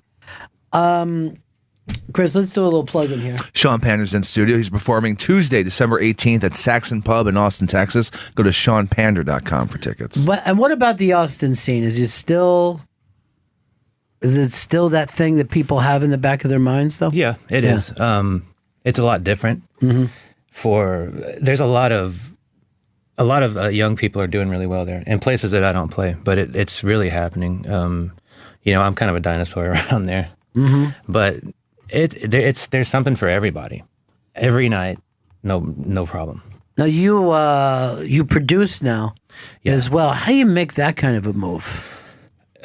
Just tried it. I've listened to so many records. I have so many ideas. I just decided to trust my ears, and I got with some people that I really like. I could only do it if I was into what they were doing. Yeah, I wasn't going to make something out of nothing. I don't have that talent. But that's how it happened, and it just became this. I took to it very quickly. Yeah, it would seem to me that that's the pressure spot.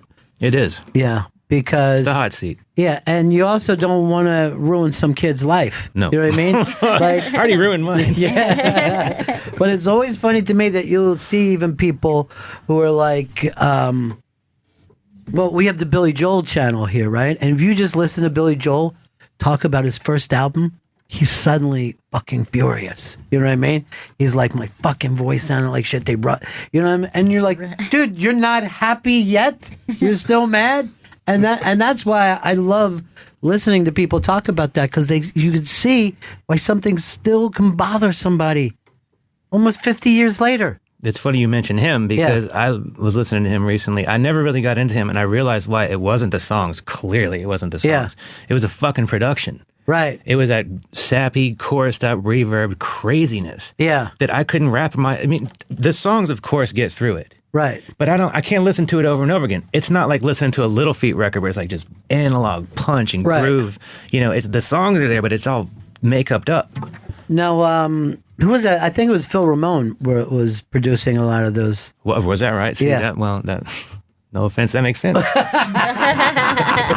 I think that I was get led it to now. it. But I always say this too, like, it's hard to find anybody that you loved in the 70s that you feel like made a good 80s record, because the production had changed so much, and they were like, yeah, I guess I need a synthesizer on this, you know what I mean? I guess I need, and you're just like, at some point, whether the record company or the artist stop trusting themselves. I would say, what's his name? That Robert Palmer had a lot of great 70s records, but the 80s was his sound.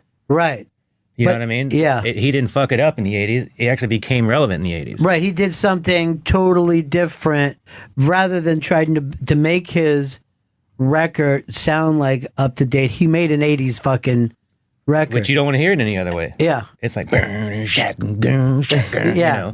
But before that, he was the Lowell George. You know what I mean? He was just like, Lowell George wrote and produced for him back then. That sneaking Sally through the alley stuff. It's unbelievable, man. I could listen to that every day of my life. It's so good. Yeah. It is. Look at Earl, suddenly happy. I know. I was Suddenly watching happy it. in It's his funny. life. Earl, you could jump in anytime you want. You know that. No, I Fat Cat. Oh yeah. Village Vanguard. Smalls. That's the place. Okay. Village Vanguard is like that's where the funk happens. I looked that up. It's a little steep for my musician pockets. No, Blue Note's a little pricey, but maybe that's what I was. Blue Note is very pricey. I think that was $65. I'll tell you, the weird thing is, somebody should open up because I'm always down at the underground for comedy. Fucking Blue Note has a long line every goddamn night, and not old people either, all different ages. That's good. That's good though. Yeah, but it might be because there's only one place to see that. I'll tell you right now, some night when Noam is playing upstairs from the cellar, I mean, he just does it for the regular dinner crowd. He's putting together some great fucking players. People are just hanging out in New York, and he can pick, man. He's seriously fucking good. And I was going to tell him, because they used to, Noam used to run the Cafe Wah before his father died, and then he went back and took over the family business. But they were doing big music at the Cafe Wah for a long time. I miss New York being a music town, but it's just so damn expensive to do anything here. It's not even a dive bar town anymore. So the venues have suffered. There's less of them. We should all move somewhere. I'm thinking Livingston. You know what I mean? We just moved some fucking cowboy town just till they come in and ruin it. I'm still in Honduras, honestly. Well, Chris, your people are where now? Costa Rica. Costa Rica. That's his family. Mm-hmm. Expats can do very well there. How many, if they're willing to carry. You know what I mean? Like, if you're willing to prove those people. Yeah. We'll have a gunfight with anybody. I might be past that point.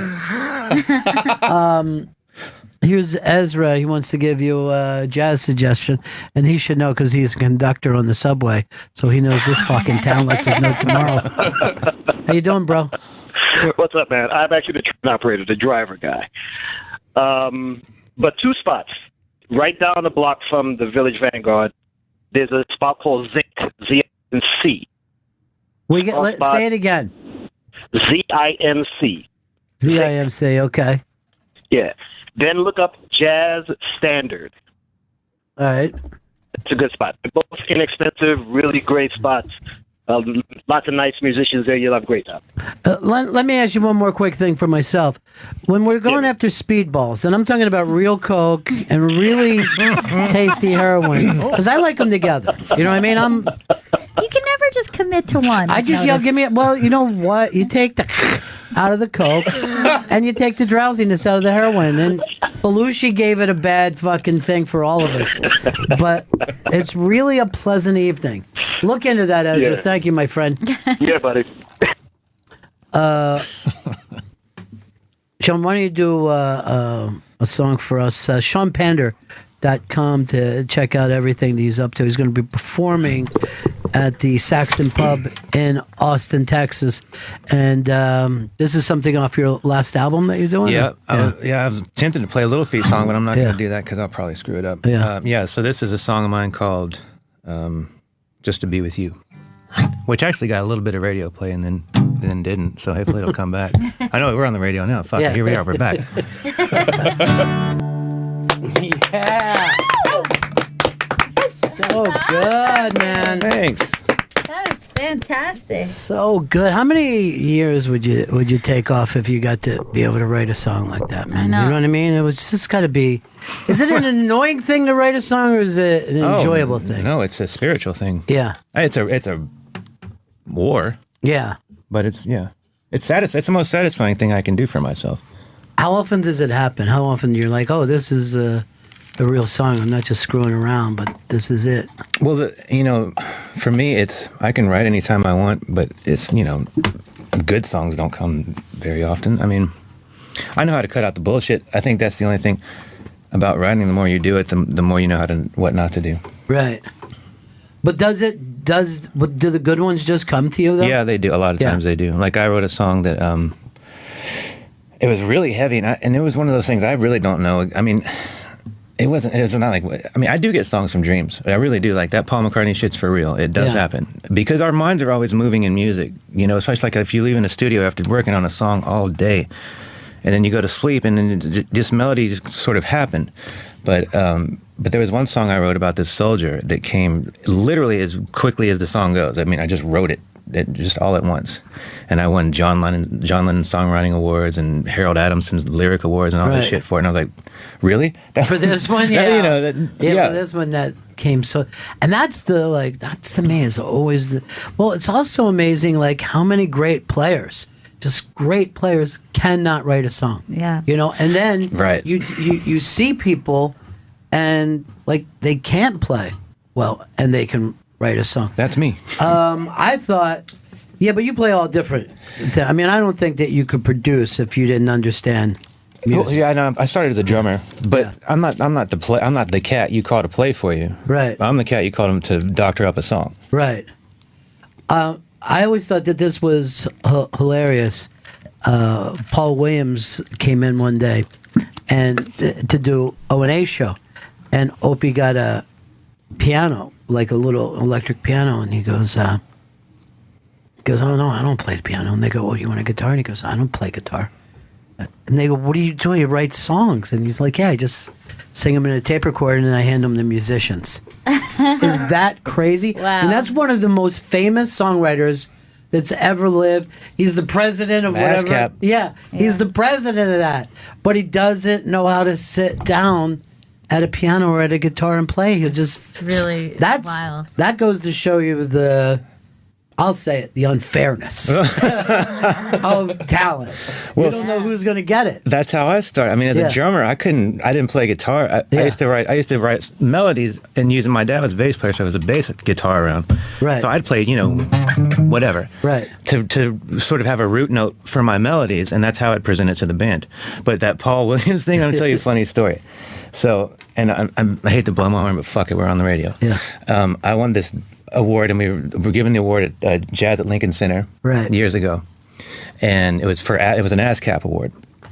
And so I got up and I played that song I was talking about, and I got done and I walked off. And that by the way, that auditorium is ridiculous. It's unbelievable. I sound checked without a mic, and you could hear it all the way through the back. It was fucking anyways. And so I get done and I'm walking off and I'm kind of buzzing from the stage, all these people there, and Paul Williams gets up and like, what the fuck is he doing? That's the cat from Smokey and the Bandit. Yeah, right. And they're like, no, this dude is the president of ASCAP now. Yeah. And he gave me a huge compliment. I was like, wow, that was great. It was funny. Yeah. Yeah, he's... I didn't know he wrote all those songs. Oh, yeah, man. He wrote for, like, the Carpenters and... we've only just begun as him as a kid, but then he also wrote like the Muppets, those Muppet songs. Right. And what was that movie that you loved when you were a kid? It was the little kids that were gangsters. Bugsy Malone. Yeah, those songs are some of the best kid songs of all time, and he wrote those. Yeah. It's just it's also crazy how like some of those guys will get whatever, like they're in the right era for that music. You know what I mean? Like they are, and I'm sure that happens even in hip hop. That you want to be that you're at the time that talent is most appreciated in the world. Yeah. You know, because I'm sure there's plenty of people who like they just kind of feel like out of time or out of place, too early, too late for whatever that scene is. And it's also difficult if you're just like, oh, are you really great at rockabilly? Well, now you look like some kind of a nostalgia act. You know what I mean? But maybe that really touches that kid. Maybe some 19-year-old kid is like, no, man, this is it. Yeah. Why move on anyway? So it can happen. I wonder, I'll ask you this question because I don't know the answer, but you know how Nirvana kind of killed the hairband thing? Yeah. Right? Who is their Nirvana for jazz? That is, it's in some ways, I guess you have to be looking at the entire Sun Sessions thing, but I don't know why. Yeah, that's a good point. An entire generation moved away from jazz at the same time, and I also think it's tough to truly appreciate any music that isn't your time. Now you have to almost have a freakish ability to be a fan of things that aren't of your of your time to be able to understand it. You know what I mean? Because it doesn't sound like today. You know, I mean, if you go back and listen to Jerry Lee Lewis, there's nothing in this world moving like that. You know what I mean? Right. But at the time, it was. You know. But yeah, I would say also like young people who are really into jazz do seem like they're on a different wavelength, right? Than like that they can tune into it that way. Yeah. Whereas for some people, you listen to it and you have a hard time jumping in or relating. Yes, yeah, because like I said, the entire world doesn't sound like this. So when you see somebody doing jazz, you have to do a little work. Just like when you get older and you hear music, you go, I gotta work to this fucking point where these kids are already at right now. Right. Because it doesn't come natural to me.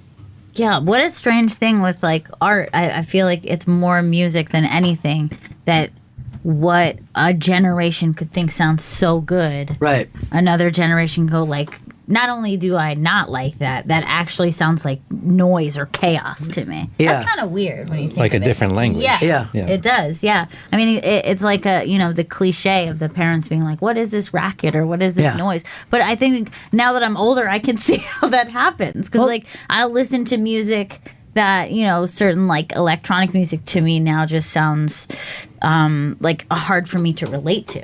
Well, I mean, if you look at my own father, he loved jazz, but he wasn't leaping into Miles Davis. You know what I mean? Like, right. At the same time, you were saying painting was changing in New York too. Why the fuck is that? Why would suddenly the fact that you're seeing paintings that more or less look like Miles Davis's music, and they're not connected, but yet they definitely are. Mm-hmm. Yeah. Weird shit takes place. That's what I'm saying. Well, I didn't jump into Miles either. In fact, I don't even know if I'm still in that water. Yeah. My dad used to play for me and shit now that I can't stand, but a lot of fusion, like Yellow Jacket, Spiral Gyra, Jean-Luc Ponty. Yeah. Really progressive, and which I still love. Like all that Headhunters, Herbie Hancock stuff. Yeah. That's how I transitioned into straight ahead jazz. So you started from like almost like a weather report type thing and went back. What's his nuts? Jocko Pastorius. Thank you. Yeah. Which and weather. Oh God damn it! Weather Wayne report. Shorter. Wayne Shorter, which is unbelievable. But there's shit that he does. You're like, I don't know. I don't think I know enough about a music to follow you into this. Sounds like noise to me. Yeah. Because then you could go, why are you doing that when you can play so beautifully? You know what I mean? But those dudes were into, they're like, we need to go to this place. It's called heroin, buddy. Yeah. It's on in the background. It's not going to be as difficult for you. All right, Chris, Beth's here too. Make sure that we plug everything. Yeah, Tito's Vodka for Dog People has teamed up with Greater Good to raise funds for the animals affected by the California wildfires. Go to greatergood.org to donate. And Tito's newest holiday ugly sweater for dogs is available now at titosvodka.com. Proceeds go to helping making spaying, neutering, and wellness affordable for everyone. Beth, you feel like we're ignoring you this trip? All we ever want to do is talk music, and we know nothing about it.